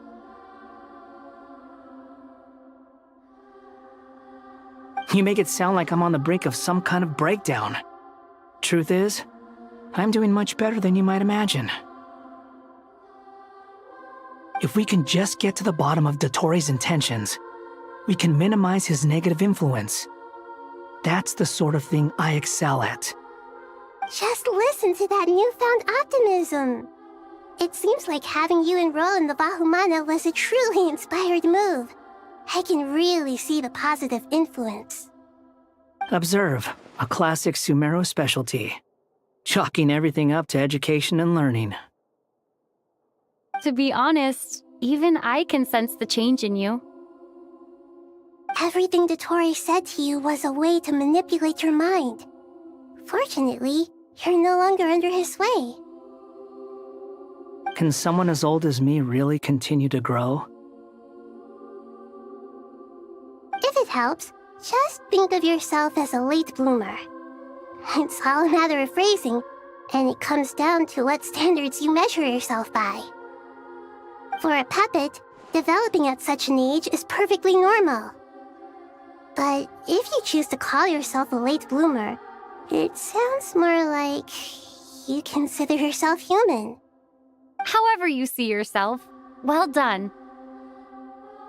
All right, I see what you mean. Anyway, what's your next step? What else can I do but complete my current courses? Everything else can wait. Anyway, that's enough chit-chat. There are still things in the city I need to help out with. I'll be heading there now.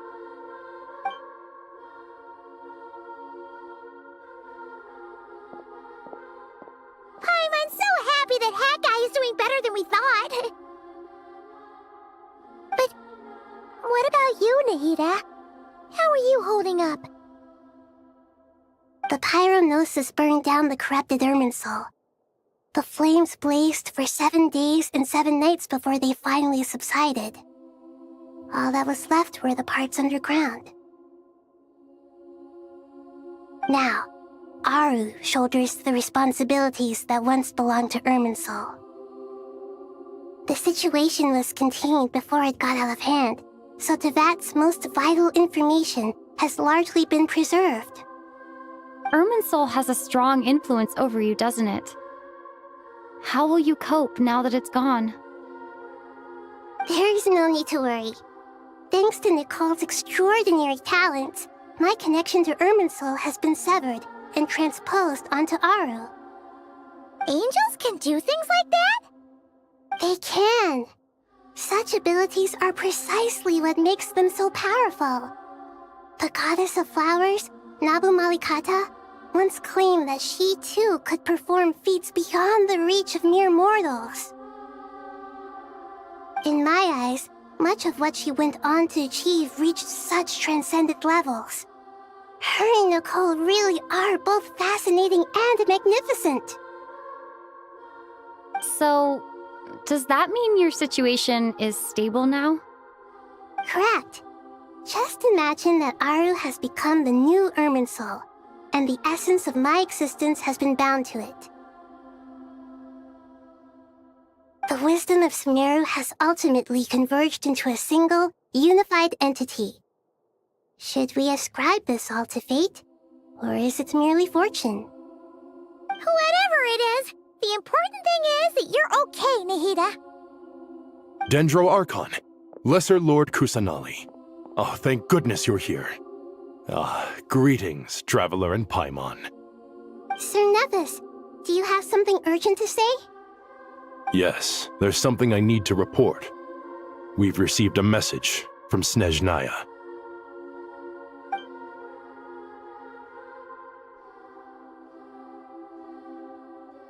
The Fatui Harbinger, the Rooster, sends us his sympathies, along with all the usual pleasantries. His stance is that, Following the unrest and nod cry, Dottore was subjected to internal censure. This madness was the act of a rogue element, one who cannot be seen to represent the Zapoliarni Palace.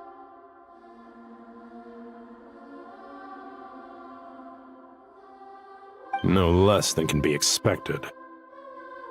Snezhnaya paid a heavy price working to stop him. They even lost one of their own harbingers.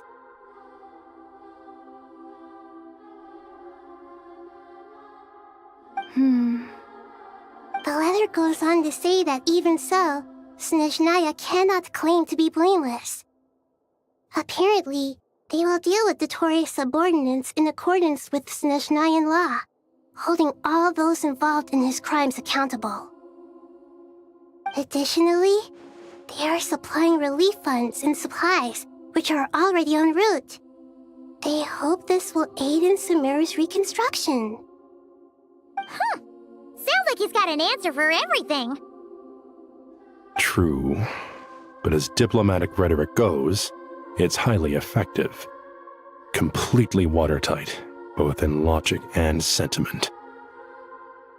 This disaster has had a profound impact on Sumeru. There is much that I will keep in my heart. The matter of Dottore can be seen as settled for now. We are sure to cross paths again in the future, and in that light, Snezhnaya would do well to uphold their responsibilities and keep a tight rein over their actions. With Irminsul burned, the flow of fate now carries many more possibilities. I will be watching carefully. Perhaps we can move on to a less serious matter? Dendro Archon, will you eat with us once this matter is dealt with? Everyone wishes to celebrate together. Your presence would be most welcome. Of course! Junior Zod, Sino, and Hypatia all told me the same thing. If there isn't enough room for everyone, we can arrange back-to-back feasts. What a wonderful idea. That just leaves the question of what we should eat. Not more tomatoes, surely. More? Dendro Archon, what do you mean by more tomatoes? Those good friends of yours are always talking about tomatoes. Sometimes when I'm walking through the city, I can even hear them arguing in the fields. Since you see them so often, you must hear about tomatoes even more than I do. Tomatoes. Tomatoes. The word has a certain magic to it. Like the autumn fur of a sumpter beast swirling in the wind, sometimes flying up my nose. Tomatoes. What can we make with tomatoes? Wait, why tomatoes? Take your time, there's no need to rush. The traveler, Paimon, and I still have somewhere we need to visit.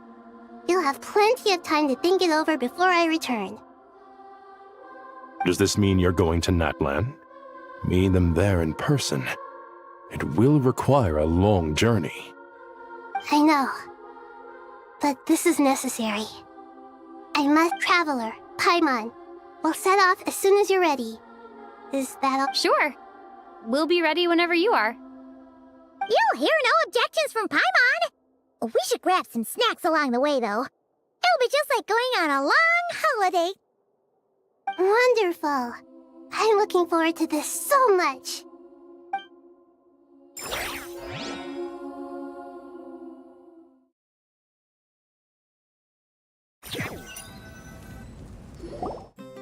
Natlan is such a lively place. It's super cheerful and positive, too. I can see that. There are people outside exercising at all hours. Such a healthy way of life. You came. Welcome, welcome. You must be hungry from your journey. Would you like something to eat? Oh, thanks, but no thanks. We've been eating the whole way here. We had a mushroom platter, Sab's meat stew, butter braised chicken, hot asara pudding. Paimon's positively stuffed. All right, all right. No need for all that detail. I'm starting to get hungry myself. Maybe later then. We can wait till everyone's got an appetite. Then I'll head out for a meal together. Sounds like a plan. Let's find somewhere to sit down.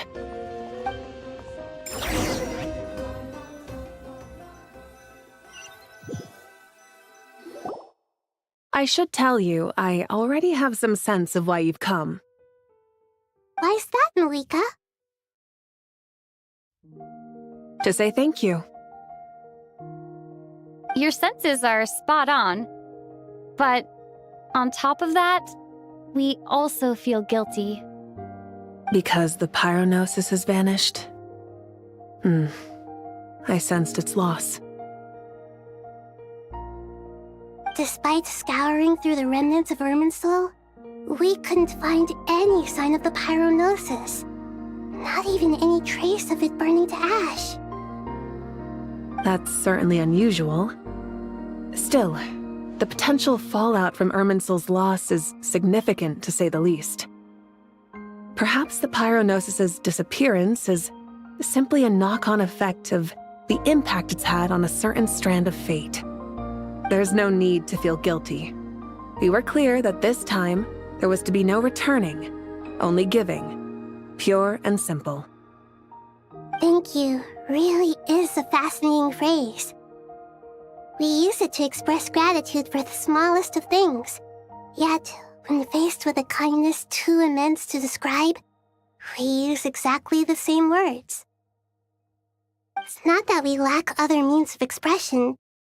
It's that when we truly need to express our feelings, the simplest and purest words are always the most powerful.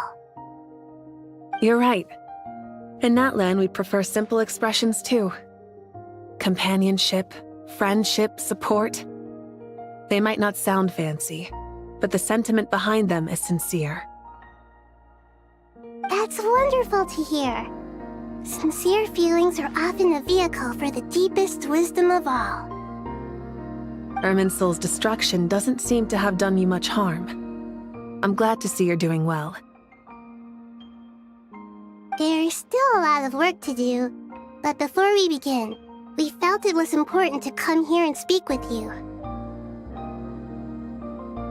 Partly to express our gratitude, but also because we felt that seeing you, in a sense, is like basking in warm sunlight.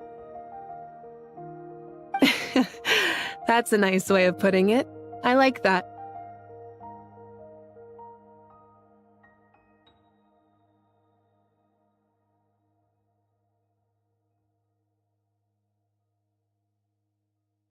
To tell you the truth, though, I'm not a fan of somber meetings.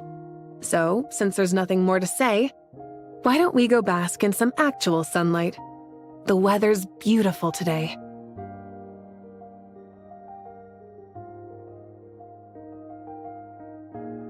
What a great idea! Paimon's gonna lie back and soak up some rays.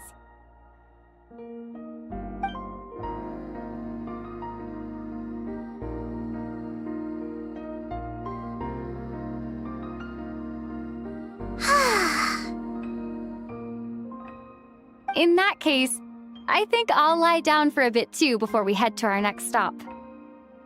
And where might that be? Mondstadt. Paimon and I are gonna head back there with Kale and the gang.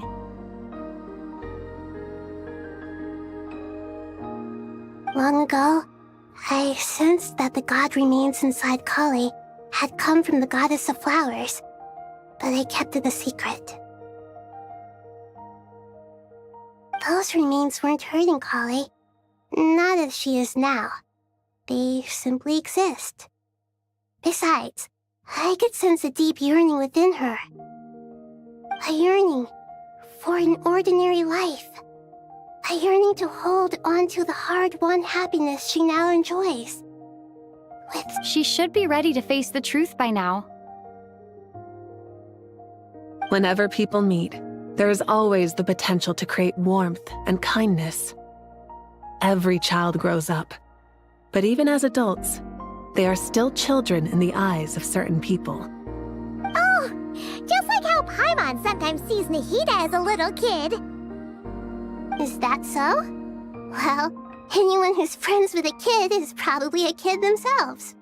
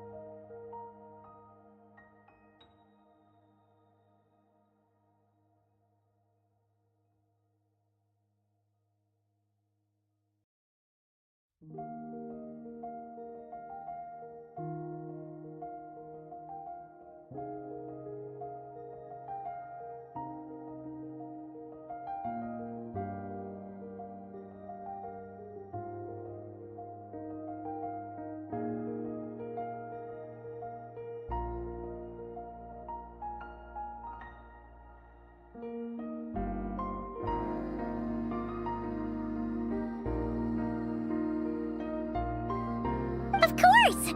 And there's nothing wrong with that. When we get back, we'll actually be hanging out with another of our friends who happens to be a kid. Or more like looking after, in her case. Anyway, we'll always be there to watch out for our friends. Dear Sucrose, when you receive this letter, I'll probably be as busy as always. But busy with wonderful things. That's because I'm no longer a trainee. I'm now an official forest ranger. Impressive, right? Sino said that official rangers sound much tougher than trainees. Though he did say it was already pretty tough to start out with.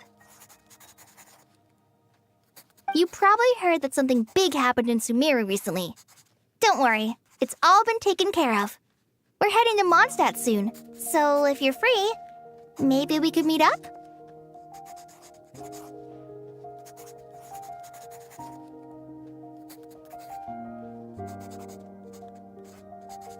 Plus, it's not just me. A few of us are going. Hey, do you still remember that time we all got together? You know.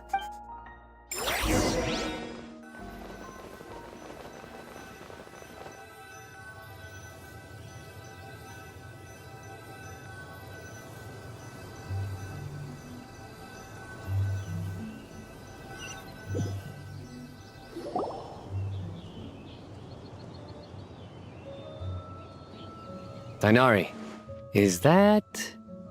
Don't you say it! Is that the great Vayuvyastra?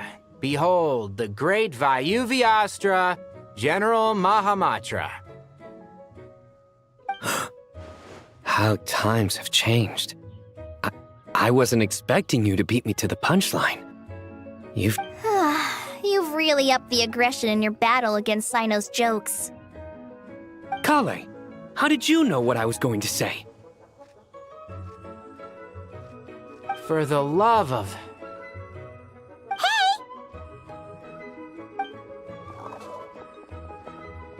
Traveler! Paimon! You're right on time! I hope we haven't kept you waiting. Kalei! Sucrose! It's been so long! How have you been? I've been well.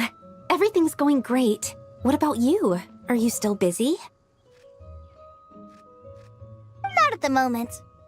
Oh, right! That juicer you gave us works amazing! Farzan loves it. Seriously? That's wonderful. I don't suppose you drew up a detailed test report. Oh, what fruits did you use? How was the texture of the final product? Sucrose, you might want to try asking your questions one at a time. Albedo! Paimon didn't see you there! It's been a while since all of us were together like this. How about we follow the same plan as last time?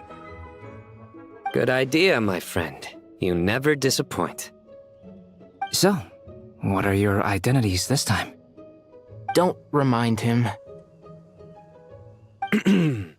First things first. Allow me to introduce our very own official Forest Ranger Kale. This sounds like one of those mushy stories that gets people hooked on some corny, heartwarming premise. Oh, is our story not heartwarming? If I recall correctly, there was even a scene like this in King of Invocations. Besides being heartwarming, our story's also about tough, impressive-sounding job titles.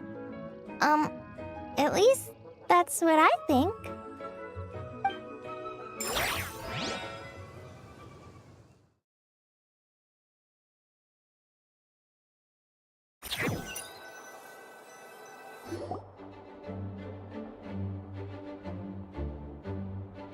Oh, you're here already? I'm still giving Dodeko a little trim. I won't be a moment. A trim? Does Dodeko need haircuts too? Of course. It's important to know how to take loving care of the apples of your eye. All of these trivial matters get left to me. It's because I'm an angel, and angels are, in a way, the guardians of all Teyvat. Oh, right! Well, that's definitely an impressive-sounding job title. What are you writing? I'm just brainstorming some cool-sounding lines. Oh, write them on these card backs. Of course. Clearly, my lines are pretty amazing, wouldn't you say? Miss Nicole? Kale? You seem a little nervous. I was just wondering, who was the person you mentioned who needed their wish fulfilled? Wish? What do you mean? Miss Nicole asked if we could meet up in Mondstadt once everything was over. She said a friend of hers had a wish that needed my help to come true. Well, you never mentioned that before. All we knew was that you'd arranged to meet in Mondstadt. But we thought it had something to do with the god remains. To be fair, everything I told you was true. Anyway, my friend is waiting. Come on, let's pay her a visit.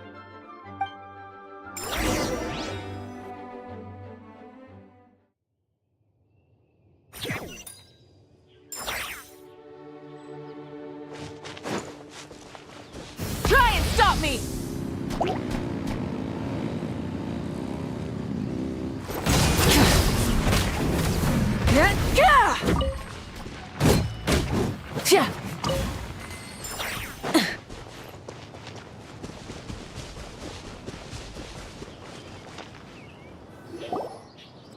Huh? You're... Surprised? I bet you weren't expecting to meet a woman like me beneath this beautiful tree in a faraway land. An oasis will spring from the place where a djinn resides. That saying falls somewhat flat here in Mondstadt, given that everywhere is already so lush and green. Lilupar, what are you doing here? I made friends with Miss Nicole. I asked her to bring me here and then invite Kale to come. The prologue to this story is that I have a wish. It has stirred within my heart for centuries, millennia even. Originally, it was merely Al-Ahmar's lie, but now it has become reality. Could this be... related to the goddess of flowers? My dear young lady, my mistress left her final trace in this world upon you. I can't tell you how glad I am to see you here. And now I have seen you, and peered into your heart. You have experienced hardships and suffered setbacks. The torment an ordinary person might expect to face has befallen you threefold. This is the source of your resilience. But, beneath all this, I've witnessed the seeds of desire. You yearn to return to the simple life you once knew, do you not? I do. I want to throw away everything that isn't mine. But how do you decide what is yours? The scars that others carve into your flesh? The kindness and love they inscribe? Are these things not yours as well? they are. This is something I've talked about with Miss Nicole. Miss Nicole said I should learn how to adjust my standards. I just want to live as an ordinary human. Anything beyond that isn't mine. Don't you want anything from the remains of the goddess of flowers? She gave me a revelation once. I think that's already more than enough. In the past, you would not have possessed such a rich heart. Your brief life has taught you to hold on to everything good, to home in on kindness. How fascinating. You're nothing like Nabu Malikata, and you're certainly not her. Of course not. I'm not some great and powerful being, Miss Lilopar. Yet I am a Jinn. We exist because of the Lord of Flowers. We revere and love her. My wish is to see her one last time, to give everything for her. Kale, can you do this for me? But her remains won't be easy to remove. Are you sure this is what you want? That's beside the point. First, I need to know. Are you willing to do something for the soul of this lonely, wandering woman? I'm willing. But look, you know nothing about me. Even if you have heard the stories about me, all you would know is that I was rightly punished for the many evil deeds I committed. Ah, so you do know. Your lips are quivering, your eyes trembling, and still you're willing to do something for me. Life has been cruel to you, and yet you've learned to be kind. My dear young lady, to repay your kindness, I too must play my part. Are you sure about this, Lilopar? I yearn to see my mistress. For this moment, the world can burn to ashes, the universe be engulfed in flame. I care about nothing else. And you, Kale, I can give you a gift. You'll become just another ordinary human. But Miss Lilopar, what will happen to you? My wish will be fulfilled, and I can die happy. Why would you wish for that? A long, unending life might seem desirable for one who has never possessed it, yet it brings torment to one who has. My remains are scattered across the yellow sands, but my soul can find no peace. Since you've promised to grant my wish, give me that release. Allow the dying to die, and let the dead rest in peace. You have my thanks. Kale, there's no pressure on you. What she said, it's all true. A wish is a genuine desire, after all. It's as if you want to use the last of your life to give me a better future. Nothing's so selfless. We'll be using our futures to fulfill each other's wishes. This is a noble act, a beautiful and secret transaction between two women. I understand. Miss Lilopar, I'm ready. Close your eyes, Kale. Then open your soul. From there, I will embrace my mistress. The downpour of flowers is your touch, like returning to the very beginning, like surrendering to your grace, my mistress. People say that devotion is beautiful, yet filled with pain. How foolish of them. For me, devotion is beautiful, pure and painless. Devotion is my love. Thank you.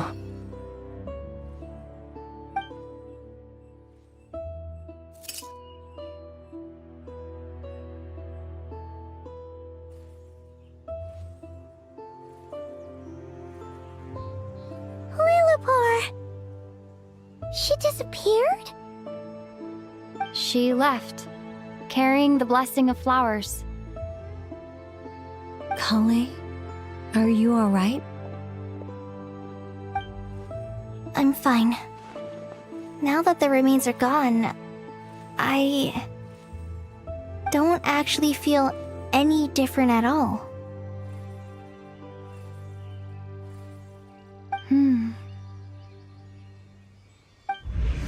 Those remains weren't hurting Kale. Not as she is now. They simply exist.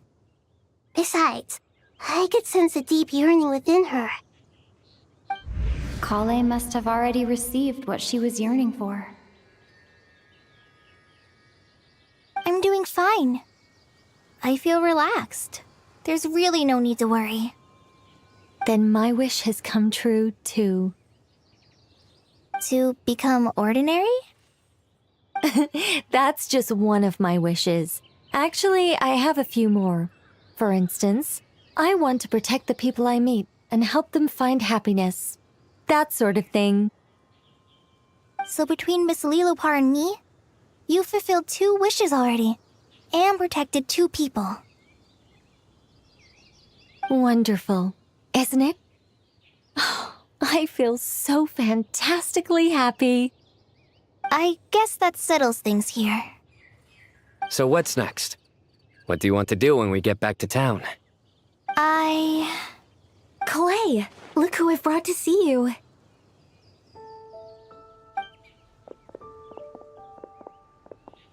Hey, Kale! I heard you guys were holding some kind of secret event. How come you started without me? Huh? Oh no, it's nothing like that. We were just saying goodbye to an old friend. Really? Who? Me. The old me. So that's what this is all about. Did you come all the way to Mondstadt for that? Because we knew the old you so we could witness the change? Exactly. The old me is gone. I puffed her into the air, and she became a fluffy pink cloud, floating into the sky, before disappearing forever. Do you think, maybe up in the sky, she has friends waiting for her with test tubes, flasks, and bows? Oh, when you put it like that, it doesn't sound so bad. What do you think, Miss Nicole? I think maybe that's right. At least, if it were up to me, I'd consider that a happy ending.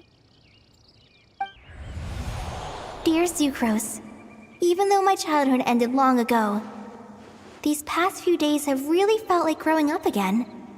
I've become stronger, and I feel like I can finally accomplish things by myself. Surely someone as mysterious as you will find a friend like this fascinating? Always growing, always thriving like a plant. I came to say goodbye to my old self. I know that after this, she'll be gone. Thinking about it makes me feel a little lonely. I know the weakness that kept me company will one day leave me too. But somewhere in my heart, I feel a great sense of joy. It feels like I've always wanted to take this step, to walk towards the new me.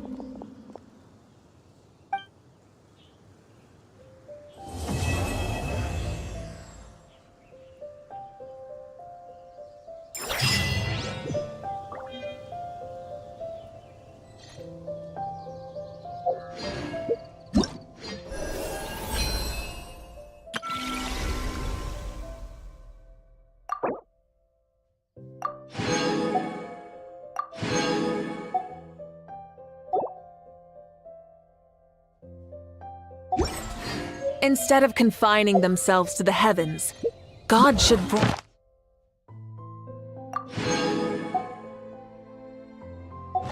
broaden their horizons in the world below.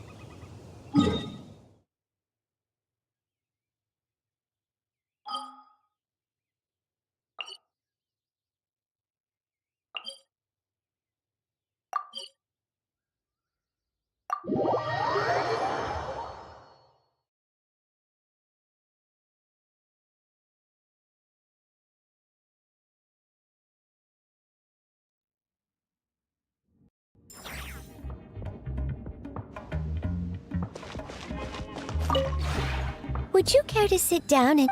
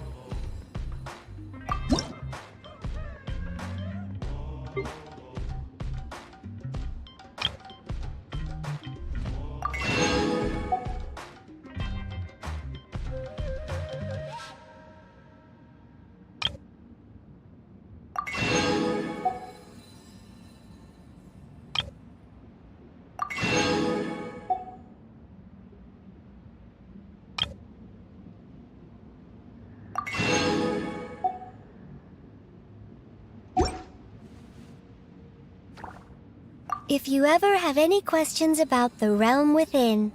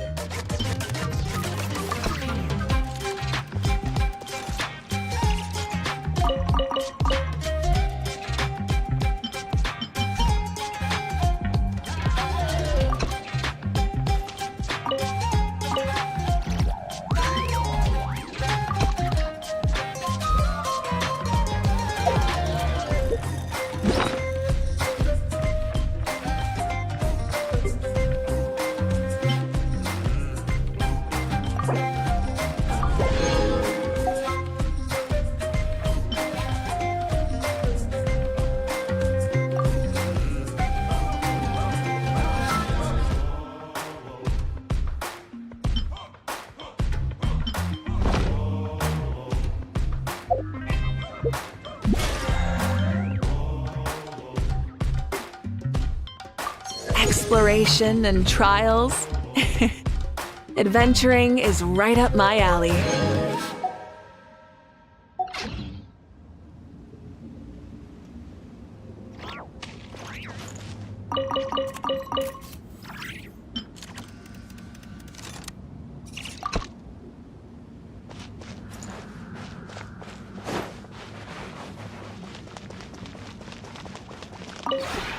would you care to sit down and...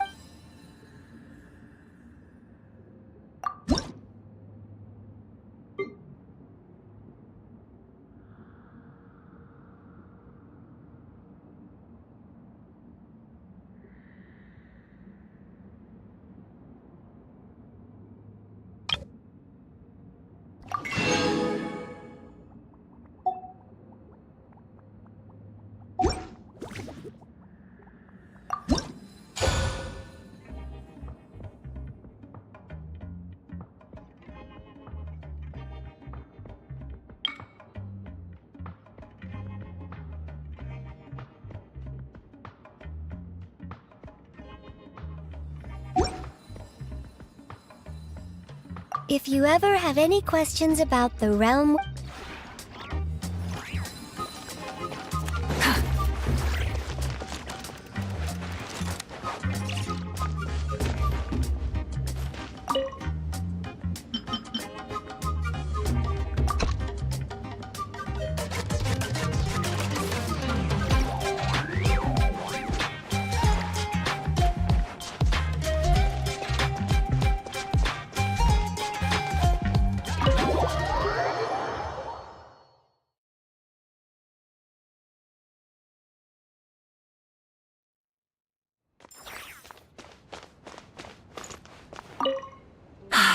This place is great.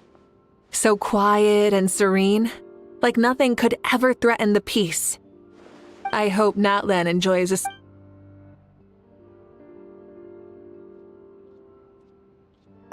Well, since you asked, I have an idea for a Flamestrider Grand Prix. I've been thinking about it ever since I arrived. It would be a shame not to take advantage of all this space and the amazing scenery. So, this is what I was thinking. We create a racetrack that combines speed and technique and invite challengers to compete. The winner can be crowned the master of the striding flame.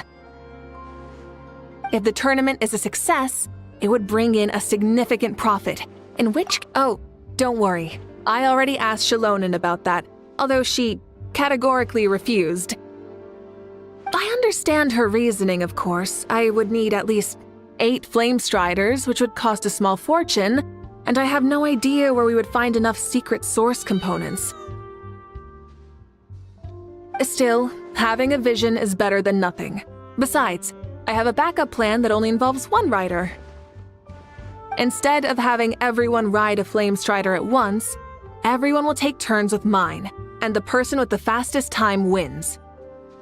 Of course, Shilonen rejected this proposal as well. The reason being the Flamestrider was originally designed for battle and travel rather than speed. Several modifications would need to be made to operate at high speeds, which means faster wear and tear and more maintenance. In short, we cannot sacrifice the core function of the Flamestrider for our own entertainment. True. But that also means we could just design a new Flamestrider built entirely for speed. I'll make a quick sketch and show it to Shilonen right away.